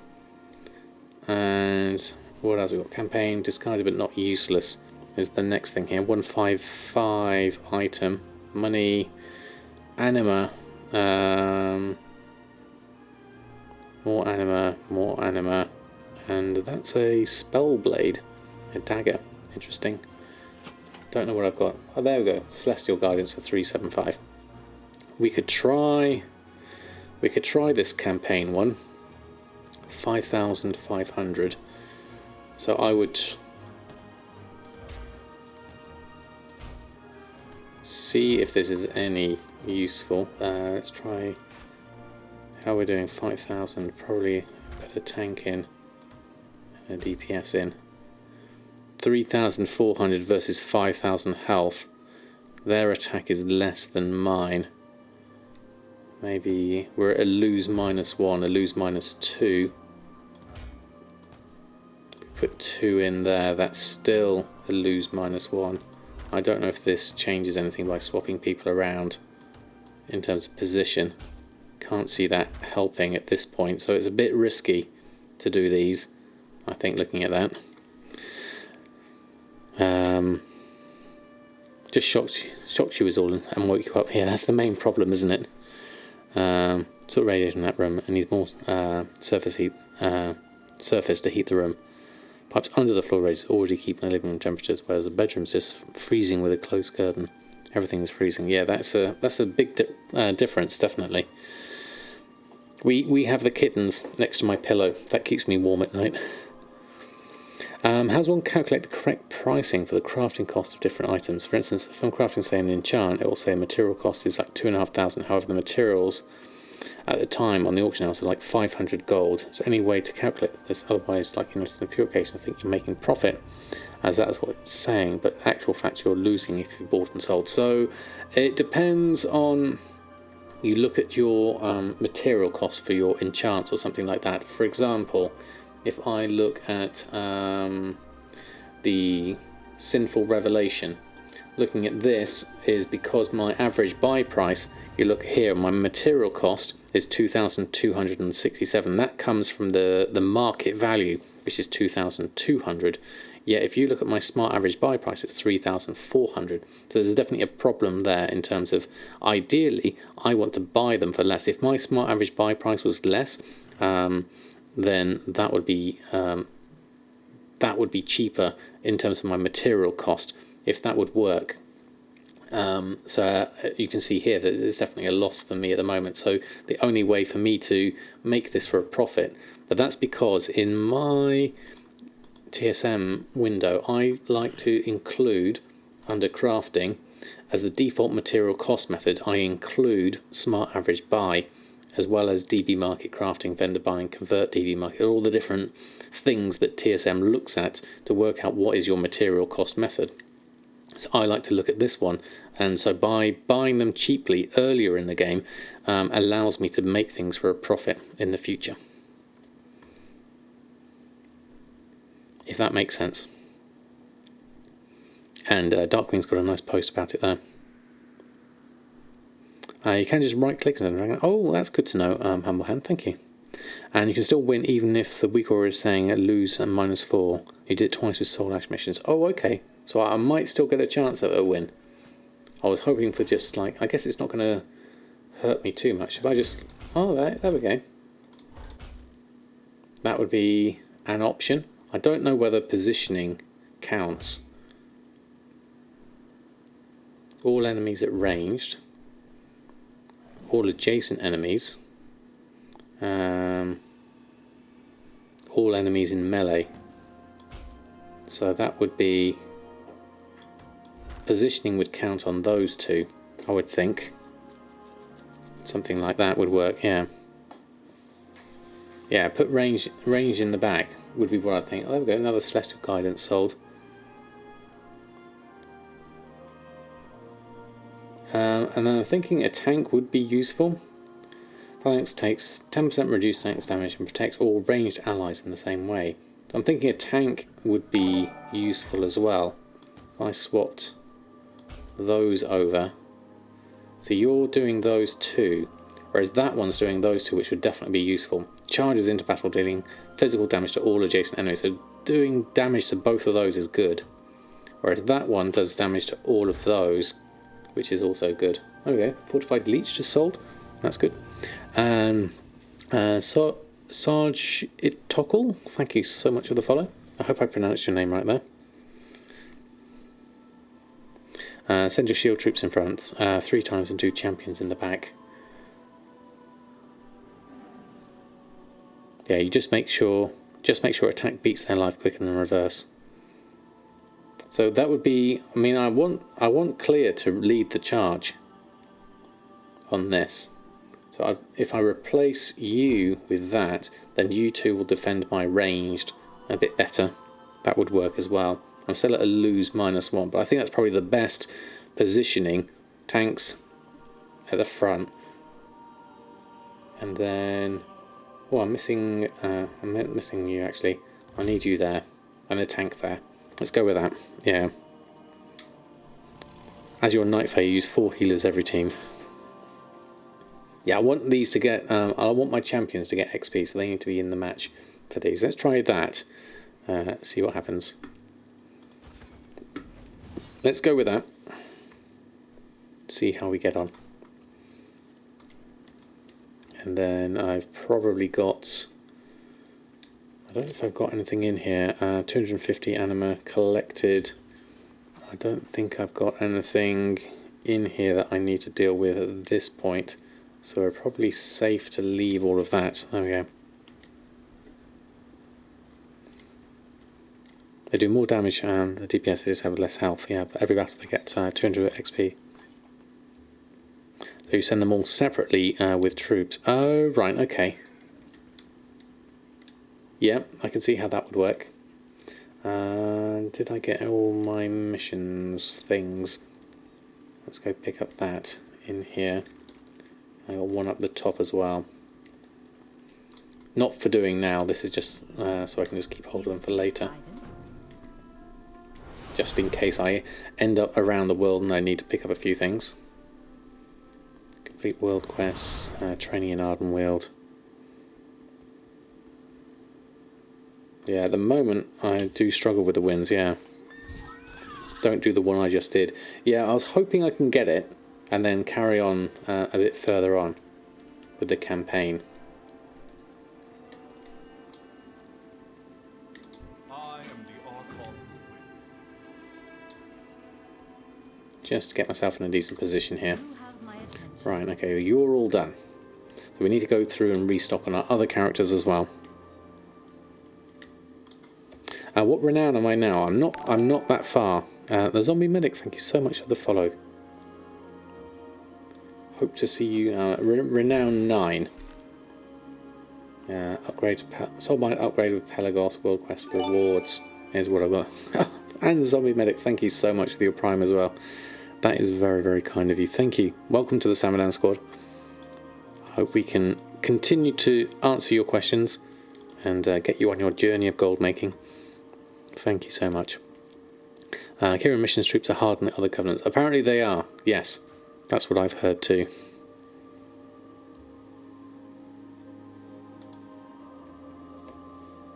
Around 15 we'll be able to collect 10 souls from them all.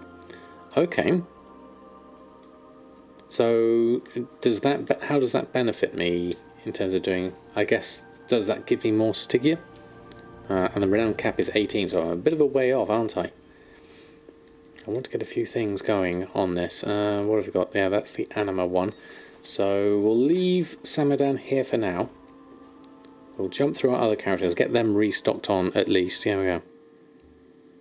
Upgrades the Sanctum quicker. Okay, and there's some quite good things from the Sanctum as well. Oh, you used to upgrade your Covenant Sanctum, right, okay. So that's why mine's so low at the moment, because I haven't really done a lot of that. Okay, we're going to have to spend some gold here, is the next thing. We may go under our 1 million gold mark here, because we're going to have to invest a bit here in order to make more gold. That's how it works. You can't just keep on growing the gold without spending some of it. Each enchanting mission hotel. That's really good, Rose. I know with the new changes as well, there's even more options, isn't there? Alright, we've got Fell Slate Anchor. That needs to be deleted. Can we get rid of those? I don't have that in my D-Junk, actually. Shift right click. Fell Slate Anchor is there. We probably have to re-add it in. There we go. Maybe the auto destroy has gone on that. Maybe that's no longer a thing. Oh wow, okay, we've had some sales since then. Stamina, mana potion, greater flask of endless fathoms. So we have, what's that coming in? 15,000 coming in extra. So we're definitely going to have to restock on this. Let's have a look at alchemy. Let's just do Shadowlands first. Although we should really look at BFA at this point, because we are at 5 minutes left here. And nothing to restock on, so we'll leave those. Let's stick with Shadowlands alchemy. There's a load of stuff here. Okay, that depends on the price of everything. If we can buy things for cheaper, that will be okay. So let's have a look at the price. We probably could do with our task list open as well, for that matter. So let's open up alchemy and gathering task list, just so we can see what we need to buy, and then we'll browse for Shadowlands herbs whilst we're here. Move that on over here, and move the task list here, so we can see what we're looking for. Spiritual healing potion, spiritual mana potion. Actually, I have to make those. That's good. That's interesting. Love to have my mailbox. At the moment, it's doing well. Nightshade is cheap, much cheaper than it was. Oh, someone's looking to bait someone, I think, because there's only one of them. Because then we jump up to 99 gold. My average buy price is 149. Mat cost is 110, so 99 is probably okay. I need 53 anyway, so that's less than my average buy price anyway. So I'll take 100. Okay, that's going to take me just over the million mark, and now we're going to go lower, so we're going to watch out for this now. So Marrow Root 389, the Marrow Root, Death Blossom and Rising Glory are my over market price is here. There we go.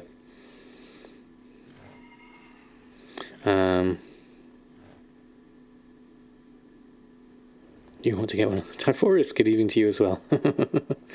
Lovely to have you here. Type one-handed when you got pizza in the other hand. Well, that's the best place for another pizza to be, definitely.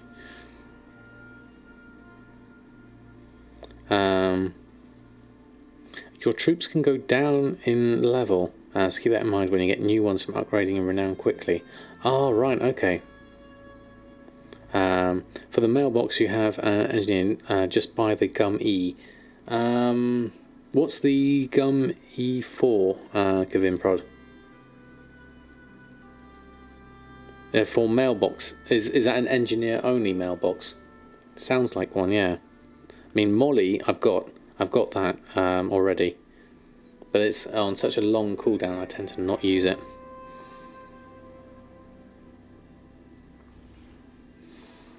Right, Vigil's Torch. I need 211. Widow Bloom. Rising Glory here at 62 gold, 28. That's quite expensive. Whatever needs the Rising Glory I might have to avoid. I'll have a look at some of the other stuff though. Vigil's Torch we can do. 20 gold, then it jumps to 49 gold. How much is our normal? Smart average buy is 30. That's quite a bit cheaper. So 211, 250 would cost me 12,000 at 49.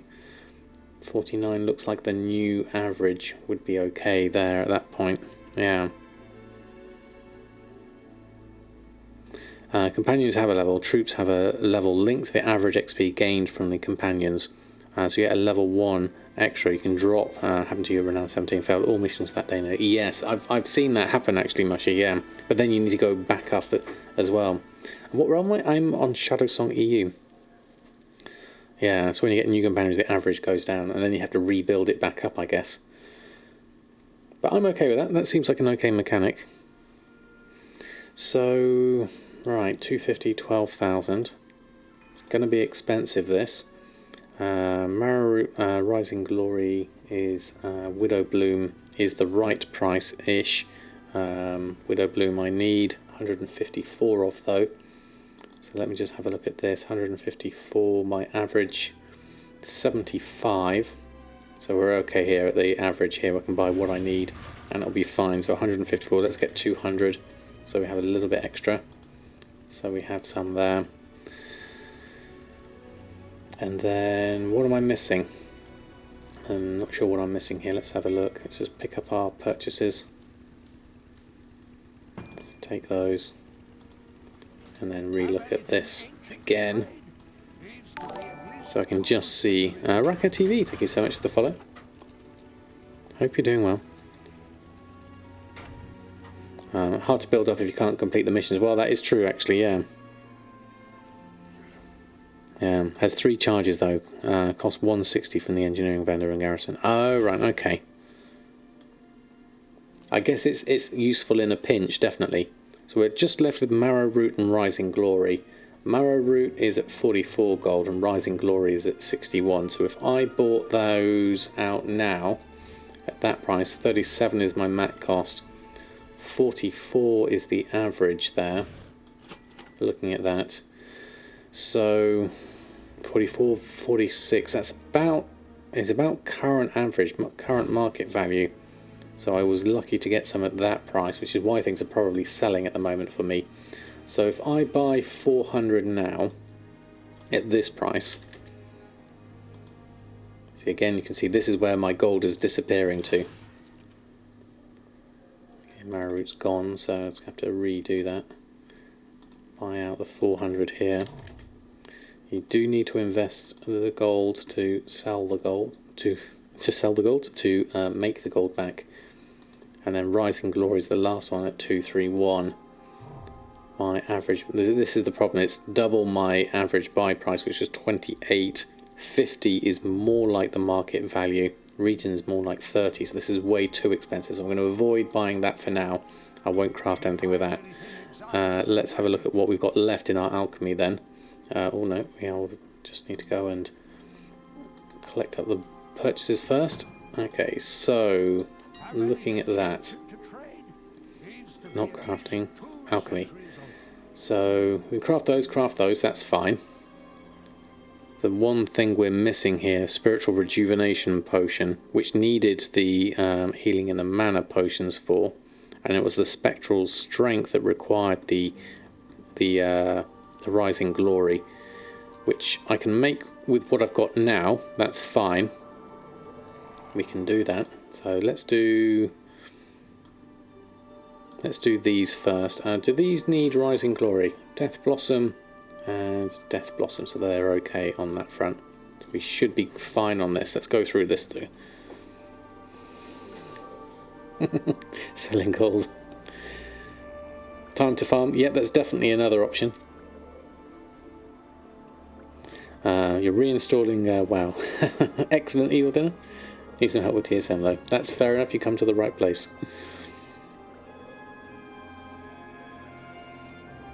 Thank you, Aspie Savage. Early night for you. Have a lovely rest of your evening.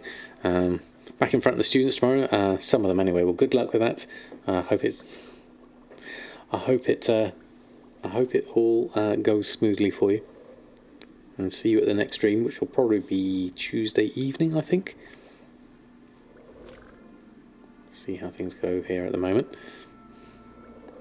Wearing my Horde mask. Even better. I'd wear my Shadowlands mask, but it doesn't really fit me very well with the beard. So, sadly, I don't get to use it. Right, okay, so let's do the other one, the spiritual mana potions.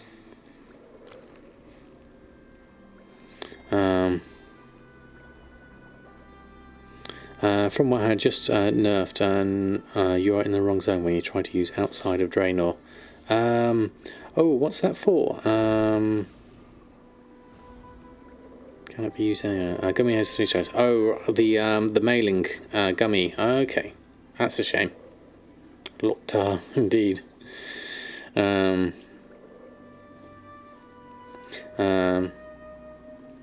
Today, earn transmog to sell today. Well, that's certainly an option, basic. 600,000 earned. That's very good. Yeah. Okay. Sometimes I feel like I'm a bit weird for running around farming your own herbs. Oh, not at all, Doc Otter. That's certainly a good way to split your pastime, because you're doing it for a reason, really, aren't you? More than anything else. Right, so we just spent, we're down a fair amount of gold there, back down to 955,000. So we smashed through that 1 million mark. Thankfully we have got some sales coming back in, so that's always useful, and we need some more rune-etched vials as well, according to this, so we'll pick up a, oops, could have gone travel form, but I forget I'm a druid, so we'll just ignore that. Where are we? What are we doing? We need to go this way, into the middle. Alchemy's in the end, over here. Let's go over this side. Inscription, alchemy supplies. That's dual crafting. Where's the alchemy supplies? Dual crafting. Oh, alchemy's over here. That's inscription supplies. Ink trader. Ah, here we go. Alchemy supplies. Rune etched file. I will have 1, 2, 3 stacks. Just keep me going for a while. Okay, so that's all done. That's for everything. People call me weird too. Don't worry, exactly. I think it's absolutely fine. So, crafting wise, the one thing we're not doing here is all of the potions of spectral strength, but we can do everything else. A potential estimated profit still of 41,000, even taking into account our new average buy prices. So that's good. We'll see how we get on with this lot. Obviously it's Sunday evening, so we should have some good sales on this. It's pretty much most of my stock of everything. There are some good profits across the board here though for potions, which is very healthy. Very nice to see.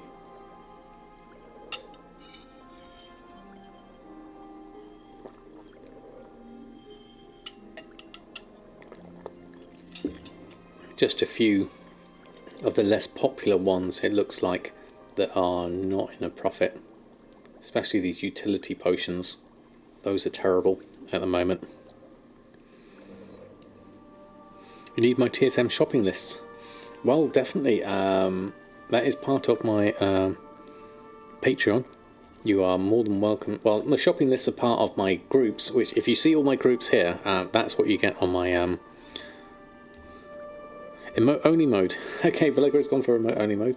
Have a show me your best emotes, cat emotes if you've got them. That would be lovely to see. Okay, there we go. So now I think we're starting to run out of some stuff. Rising Glory for these is the main one. Something else use Rising Glory? No, that's the rest one. Let's have a look at your best emotes. Empowered exorcisms, profit. There's some good profits here, definitely.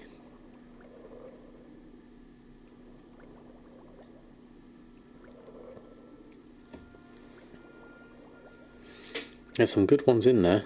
I like all those Cat Lux ones. Those are really nice.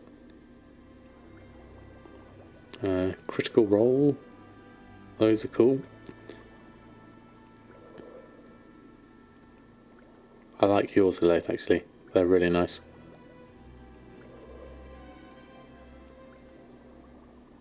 There's some good ones there. Very good. There you go. Haley's got all the Cune ones and the Tomcat ones.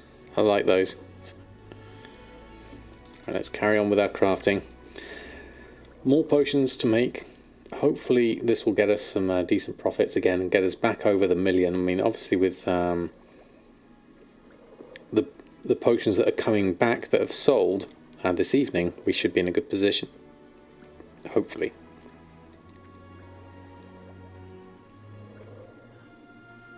There we go. All the emotes.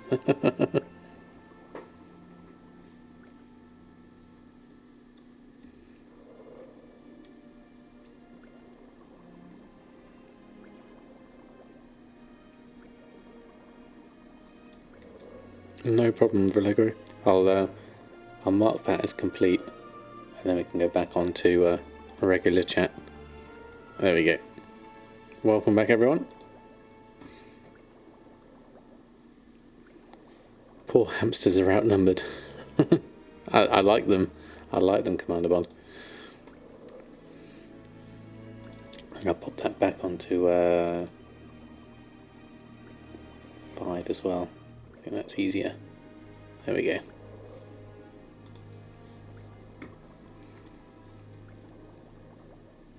Don't have enough disk space to install WoW. Oh, the age-old problem. WoW takes up a lot of space, especially when you have 2 WoWs running. Don't ask me why. Makes you happy to see other Critical Role fans. My son introduced me to Critical Role. It's something we have on in the background whilst we do Warhammer Wednesday. Really, really nice. So I was saying, Patreon. Yes, for my groups and operations, Hayley, as part of my Patreon, as Mushy has put in the link there, everything you see me doing here with all my characters and their groups, those are all available as part of my Patreon, as well as I do other things like the desktop wallpapers I do as well. It's a podcast. It's a Dungeons and Dragons sponsorship. It's really good. It's basically done by people like Matthew Mercer and voice actors, so they all really get into their acting and their characters whilst playing D&D. So it's really nice. It's basically, you know, lots of people follow it and have got into D&D because of it, which is really nice to see. So it's a YouTube. You can see it on YouTube. I think that's the easiest way to see it. They've got, is it 2 seasons now? You follow them since the very start on Geek and Sundry. Oh, really? That's brilliant. Yeah, all the episodes are on YouTube. Thanks, Matt. We have a D&D game with your little brother as a DM. Oh, that's brilliant, Evil Dinner. And my son does DMing. He kind of does it professionally as well, actually, as well as for pleasure. He runs a DM group as well as plays as part of groups as well. Yeah, it's a good pastime. And I was way back in the original days with like the basic set and AD&D and all of that sort of stuff back in the first generation of it. And it's lovely to see current generations going through and enjoying it just as much as I did back then. Yeah.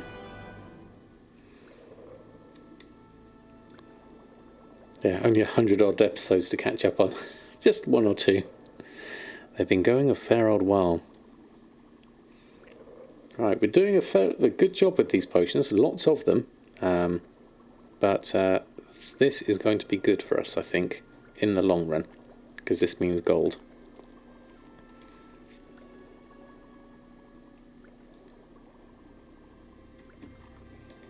Right, okay, so go through those. Rejuvenation potion. Small profits here, not massive at this point, so those aren't as good as our other potions, but we might as well try and do as much of the full set as we can. I prefer to do a bit of everything, if I can. Phantom Fire is a good one. Spectral Strength's a good one. These are good ones, but that's based on my current price of Rising Glory, which is a lot cheaper at the moment. So there's still stuff to do here. I just wish I had a faster crafting enchant. That's the main problem. We're not in BFA anymore, that's for sure. So that's DMing because you couldn't find a DM, and your group has a 2-year-long homebrew campaign and the process of writing the second campaign. Oh, that sounds really good, Zombie Medic. Yeah, I mean, my son does it with sort of other people, sort of a similar age or younger to him, and runs a group sort of like every Saturday, because they sort of like don't know anyone who does it locally. They get to do it sort of remotely with him. Almost. Almost. That was kind of the inference, Doc Otter, definitely. Do you go from the start, or can you jump in? I would say it's probably okay to jump in. I mean, obviously, if you go from, say, the start, according to my son, the season 1 was okay, but season 2 is where it really kicked off. So I'd probably say start with season 2 and go from there. Yeah, there's lots of connections to WoW with the voice actors. Matthew Mercer does a lot of them. How do you enable a task list? You looked everywhere but could not find any instruction. Okay, Mordecai's correct. I can show you that in a moment. In your gathering tab here under your profession, you have the task list here. It says tasks added to the task list because it's open. And if I turn it off, you see open task list here. Or you can type in /TSM task list and it will open it there as well for you. So you've got multiple options. Already 120 episodes into campaign 2. Yeah, okay, that's a lot though, isn't it? For keep the chat emotes only for 20 minutes or so. I don't think I've got that many. I've got it on a number of redeems for Allegro. But I might, as Will was suggesting the other day, do a Samadan story time for like 100,000. So you never know. We might introduce that. Go through the Exploring Azeroth or something like that. Would be quite nice. Mr. BotMD, thank you so much for the follow. Lovely to have you here. Right, we'll make some extra Phantom Fire with the last of our Rising Glory. We might as well. Until we run out. There we go, and we're done. Missing out on a bit of extra here, but that's fine. So what I'll do is I'll post this lot on, see if we can get some more sales. I could do with probably just getting some of my gold back though. What have we got still? What have we got on my auctions? Still got a couple more selling at the moment, so that's a couple have sold 4,000. Let's post on the ones we've just made. We'll get those gone through.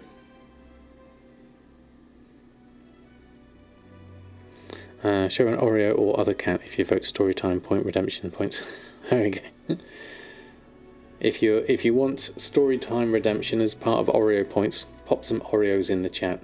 That way I know, I'll get an idea as to how much demand there is for it. See if like else is the best soap you'll ever see. Yeah, and dice, exactly. Yeah, that's a good idea actually. Think of it as a soap opera, yeah. Yeah, I mean, I haven't played D&D for years, but it's nice to live vicariously through others. Okay, so we've got another 14,000 coming in. That will help our gold coming back. Okay, 969,000. That's good. We'll leave you here. We'll jump onto... Got nothing to do really in terms of daily cooldowns. We could do our bag of anchors, actually.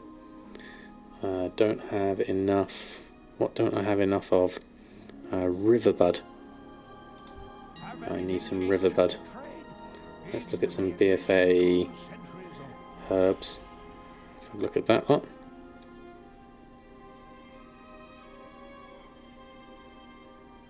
They suck you in. They're amazing actors in D&D, kind of incidental. You don't need to know the rules. That's fair enough, actually, you don't. Riverbud, 1 gold 49. I've got 42 in the bank on Samadan. I'll just grab a few here at 149. That seems cheap. And we'll pick up those.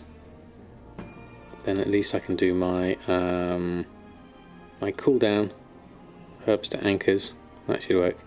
Open, good evening to you. There we go. Been looking into Darkwing decks and made 200,000 profit in your crafts, but we'd like to have a min-normal max price on the deck so you can control the price. How do you get that if you don't really know how to get the price showing? How do you calculate your price of your decks would be my first question. I would think about it that way. And then how could you turn that into a string would be my next option. There we go. What was my favourite D&D character I had? Oh, that's an interesting one, Rose. I can't remember any of my old ones, certainly. It was probably a Dwarven Cleric, if anything. I love playing Dwarven Clerics. I'm going to leave that for now. Okay, let's jump onto our scribe. I'm still tempted to drop... I'm tempted with Samadan to drop the herbalism and pick up alchemy. And if I manage to get alchemy into a good state on Samadan, I might drop it off of Awakening and pick up Jewel Gathering on Awakening. Simply because of reputation more than anything else. But then that means I have to go through and do all of the Silas stuff for BFA on Samadan, which would be a pain at this point.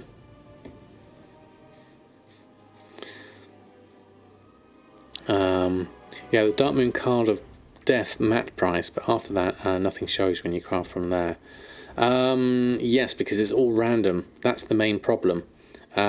So rather than getting TSM, I mean, it's a question of trying to work out what the average number of cards you have to make to get a full deck, and then work out the price of each of those. Put in the map price of the pigments you have at inks, and then for the Dark Moon Card of Death also, which is a good start. I can't think of an elegant way of doing it at the moment, Obim. If anyone does have one, they can put it in the chat.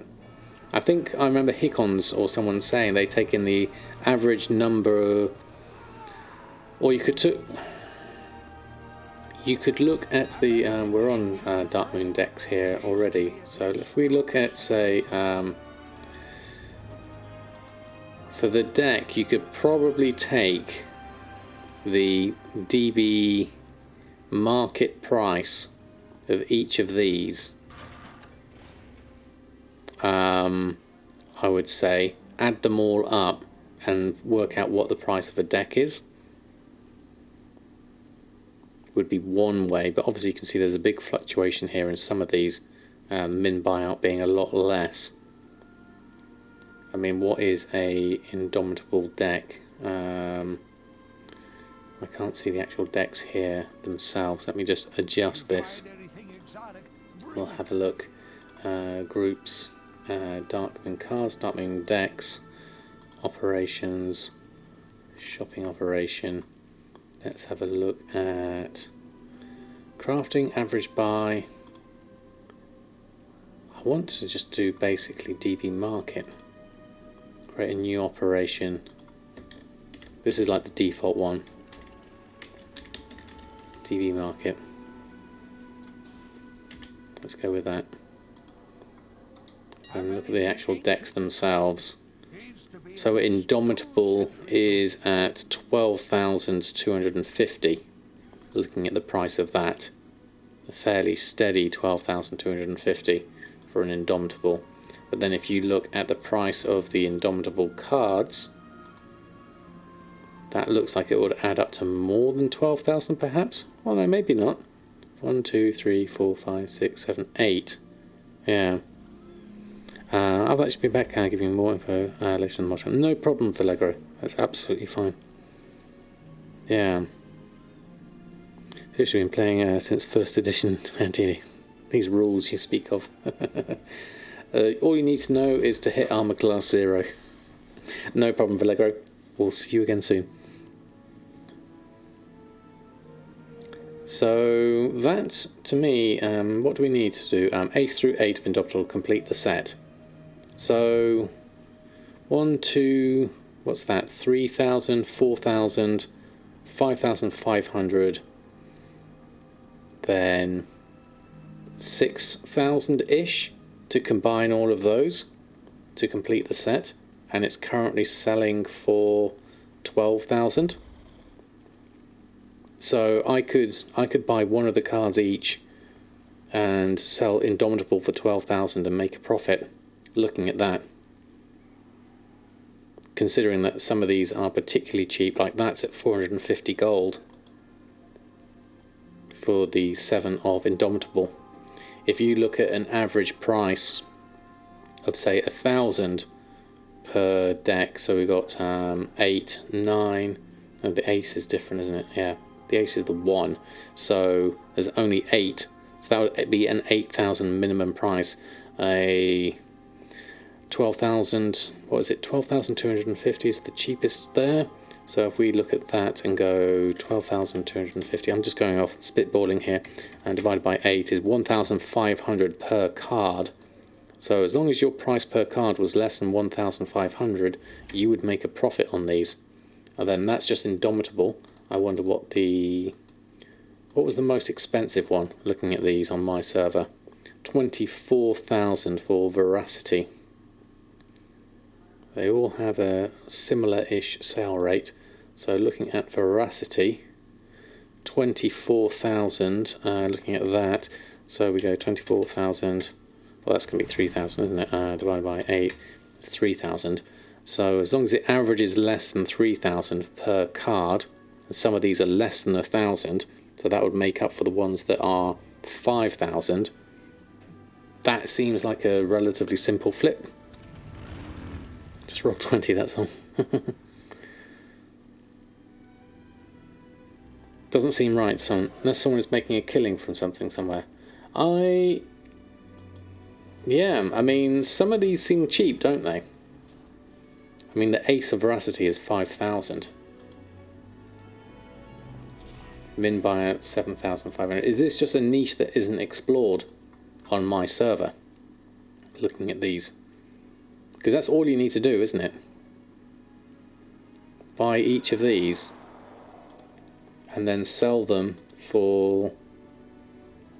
Let's have a look at some of the other ones. Repose are all cheap. And Putrescence.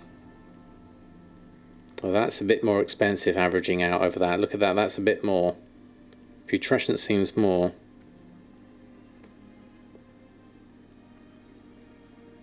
Yes, not all of them on the market. 1, 2, 3, 4, 5, 6, 7, 8. You've got all of those there. Putrescence average there could be a tricky one. Let me look at the Solidity decks. just subscribed. Hello Shamdan and a happy new year, D. Thank you, Solidity. D to you too. Lovely to have you. Thank you so much for your support. That is brilliant. Happy New Year. A lot of people didn't realise I made easy gold doing it, as well as getting decks for at least 5,000 cheaper on alts. Too much thinking for some. Samadan, exactly, yeah. A shaman is born. Yeah, definitely. I would certainly consider that, certainly. You started with legendary crafting, leather only. Pretty hard to make a profit with the low eye-level items. Yes, I think the legendary art market is a tough one, and it costs so much gold to do. It's a really, really tricky one to get into, certainly. So if looking at that, I could see myself easily being able to make some of these. I mean, how much does it cost me to actually make a card? Let me have a look. I haven't really looked at decks in any detail up until this point. My Darkmoon card of Death, these require the blank cards, so the only one I can actually make... Death, Frozen Sun. Where's the basic card? Let me just have a look at that. Rose Putrescence. Darkmoon card. It is just each of the ones, isn't it? Umbral, Luminous Ink. These are the ones take the blank cards. The Darkmoon card of Death is the one that takes the extra ones from the Indomitable Putrescence and all of that. So Darkmoon card of Death should have a price on it.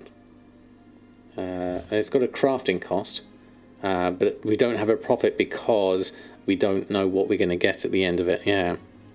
So Death crafting cost is 1,295 based on my Dark Parchment, my Tranquil Ink, and my Umbral and Luminous Ink prices.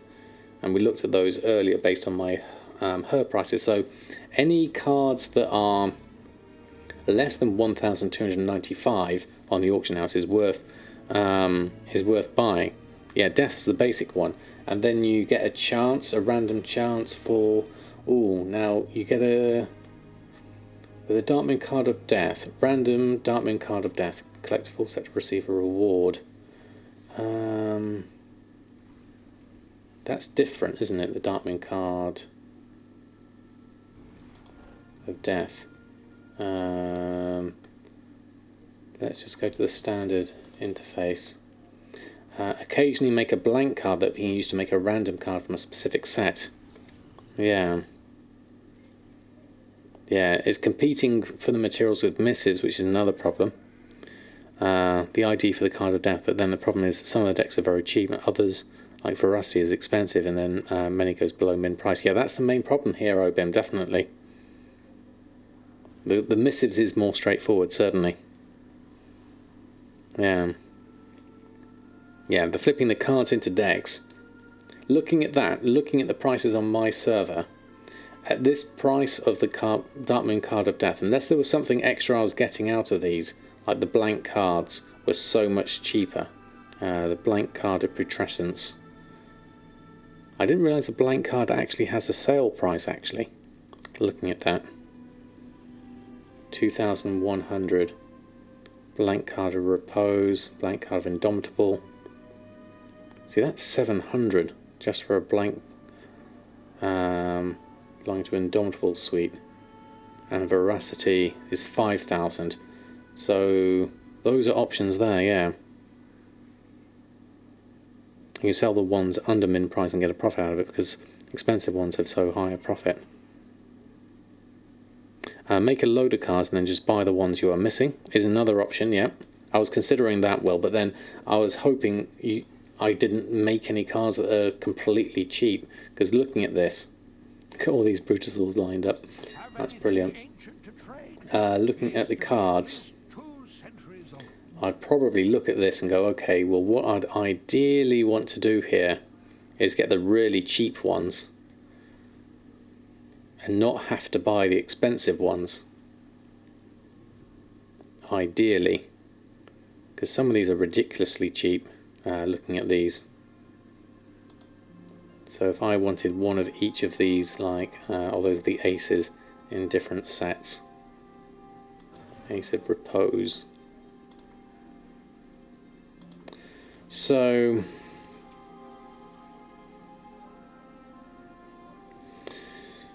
what would you do in this situation in terms of looking to see if something was a profit? You would probably look at the DB min buyout on one of them and then compare it against the DB min buyout of this. So let's take, for example, the cheapest. Well, let's look at, do these have any different sale rate? They all look similar.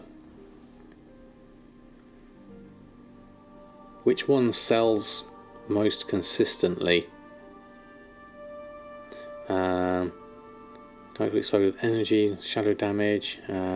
These are all item level 200 trinkets. Did I pick one of these up for Samadan? I think I did. At a decent price as well. So if I look at this, buy expensive ones and make the cheapest ones, since they're the more likely ones. It depends. It depends how easy it is to get. Is there a Dark Moon deck death? Am I missing something? That's too much. Dark Moon deck death. Don't think there is one.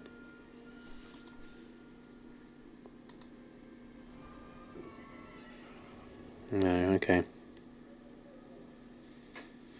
Not trinket. Vex will be mad. I don't know what you mean with that one. Evil dinner.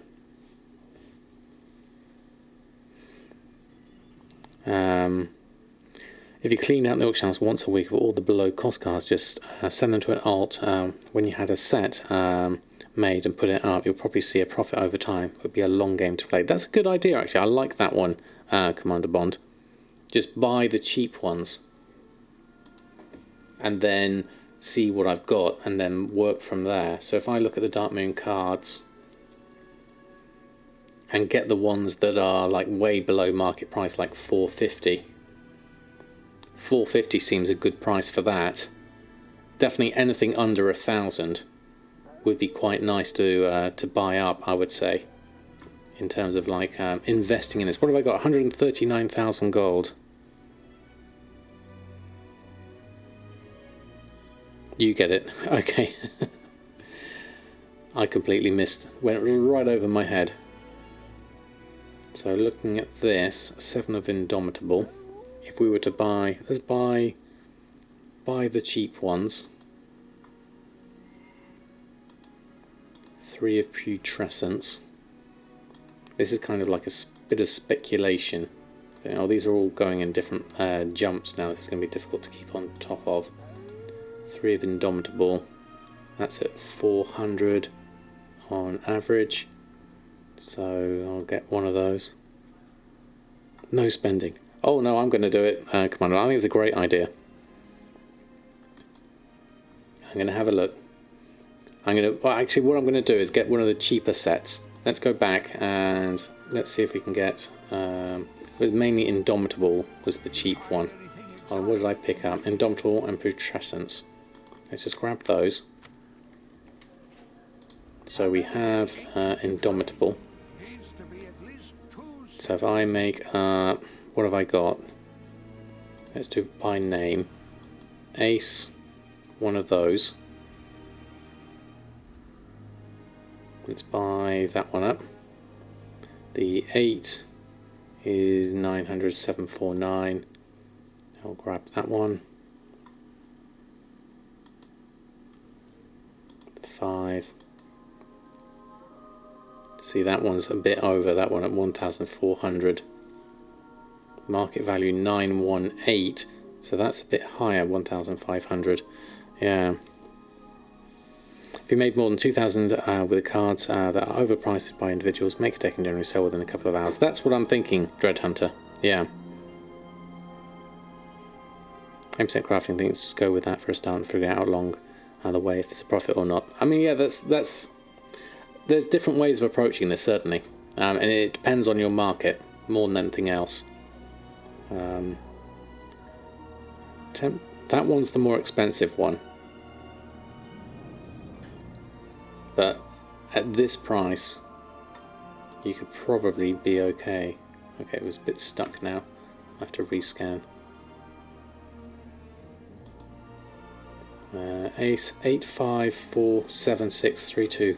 Oh, it's because it's alphabetical, not numerical. We were trying to do the 5. One in the mail. We did get that one. The 4. We'll grab one of those. The 599. There's 3 of them at a good price though. I might buy all 3. Bit of an investment there. 7. We'll take the one at 750. 6 is 1,500. Then it jumps up. The 3, we've got one on our bags already, and the 2 is 1,000. So we can pick up the 1 at 1,000 for now. There we go. So we should, after all that, we just sold Missives of Critical Strike, that's good. 3 of those for a good price. Looking at this, I've never done this before. What are we missing? Combine Ace through 8 of Indomitable to complete the set. Ace 2, 3, 4. Oh, I haven't got a 5. I never got the 5 of Indomitable. It didn't come through. Let's try that again. 5. There we go. 1,499. Yeah, that was the one I was trying to buy, and it was a bit expensive. I'll grab that one. There we go. So, first time at looking at decks. Let's create an Indomitable deck. There we are. And then jump back on the auction house. And then we'll go back over here and have a look. So, the Indomitable deck. Where's the actual deck itself? Should be in deck. Ah, there it is. Hidden on the side. So if we just post this up manually, browsing wise, Let's have a look. 12,500, 250. We'll post on for that. 12 hours. 8 gold deposit fee, so that's reasonable. But okay, and we'll see if that sells. Okay. Generally the healing and both DPS ones are the best because of the demand. The tanking one is kind of iffy. Ah, right. Okay, so this was the phalanx of shields. Yeah, in terms of whether that sells. Yeah. You get blank cards sometimes. It will save you some herbs and gold. Yeah, that's what I'm thinking of him. You need to. I didn't know what the rates were for those in calculating my crafting cost per card. Putrescence was the other one. Looking at this, let's have a look at the price of these.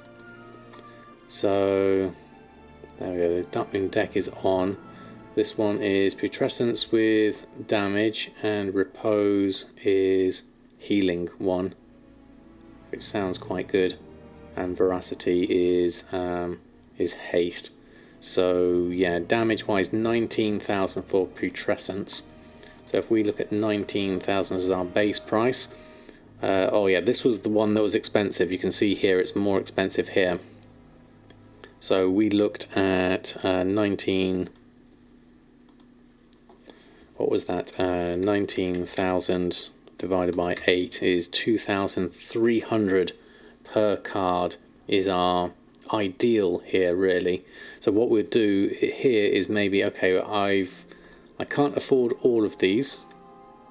2,300 I can get less than here. The 4,001, the 5 of Putrescence is the tricky one here at 4,000. But if I was to add these up, what does that give me? So that's 1.5 plus 1.9 plus 2 plus 2.2 plus 2 plus 4 plus 4 plus 1.2 is 18.8. So give me a couple of hundred gold if I buy them all at this price. But as Commander Bond was saying, is if you can just pick up ones for a cheap price over time, then you might be in a good position.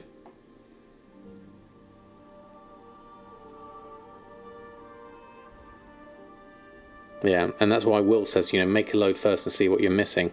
Yeah, so this one, if you look at the base price of this, the only one that is less, the Putrescence one, is this one. So it's probably worth looking at this, because the crafting cost per card is, if you go back and look at our Putrescence, in our Darkmoon card of death is a random card. Putrescence, see, this requires specific ones. You just don't know what you're going to get, do you? It is like a box of chocolates. Okay, so you can't specify a certain type of deck, so you're going to get a whole load of random ones there, certainly. So,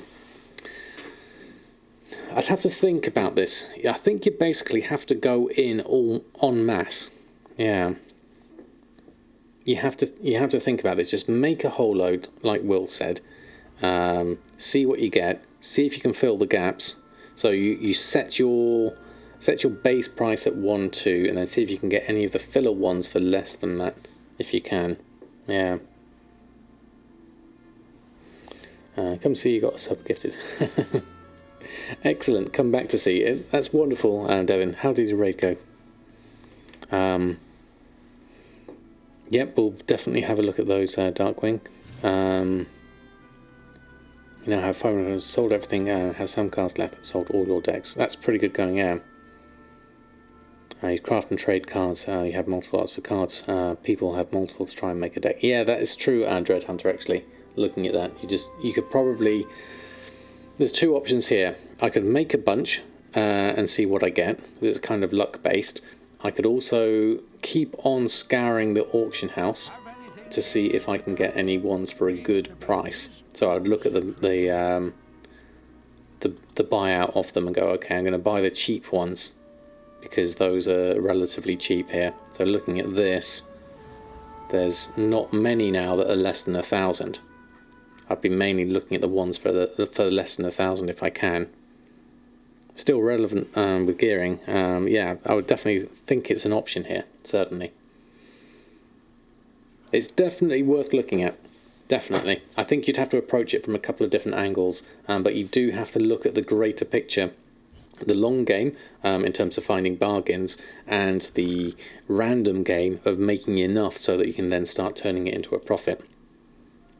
Yeah. Lots of options there. Very interesting. Very interesting, yeah.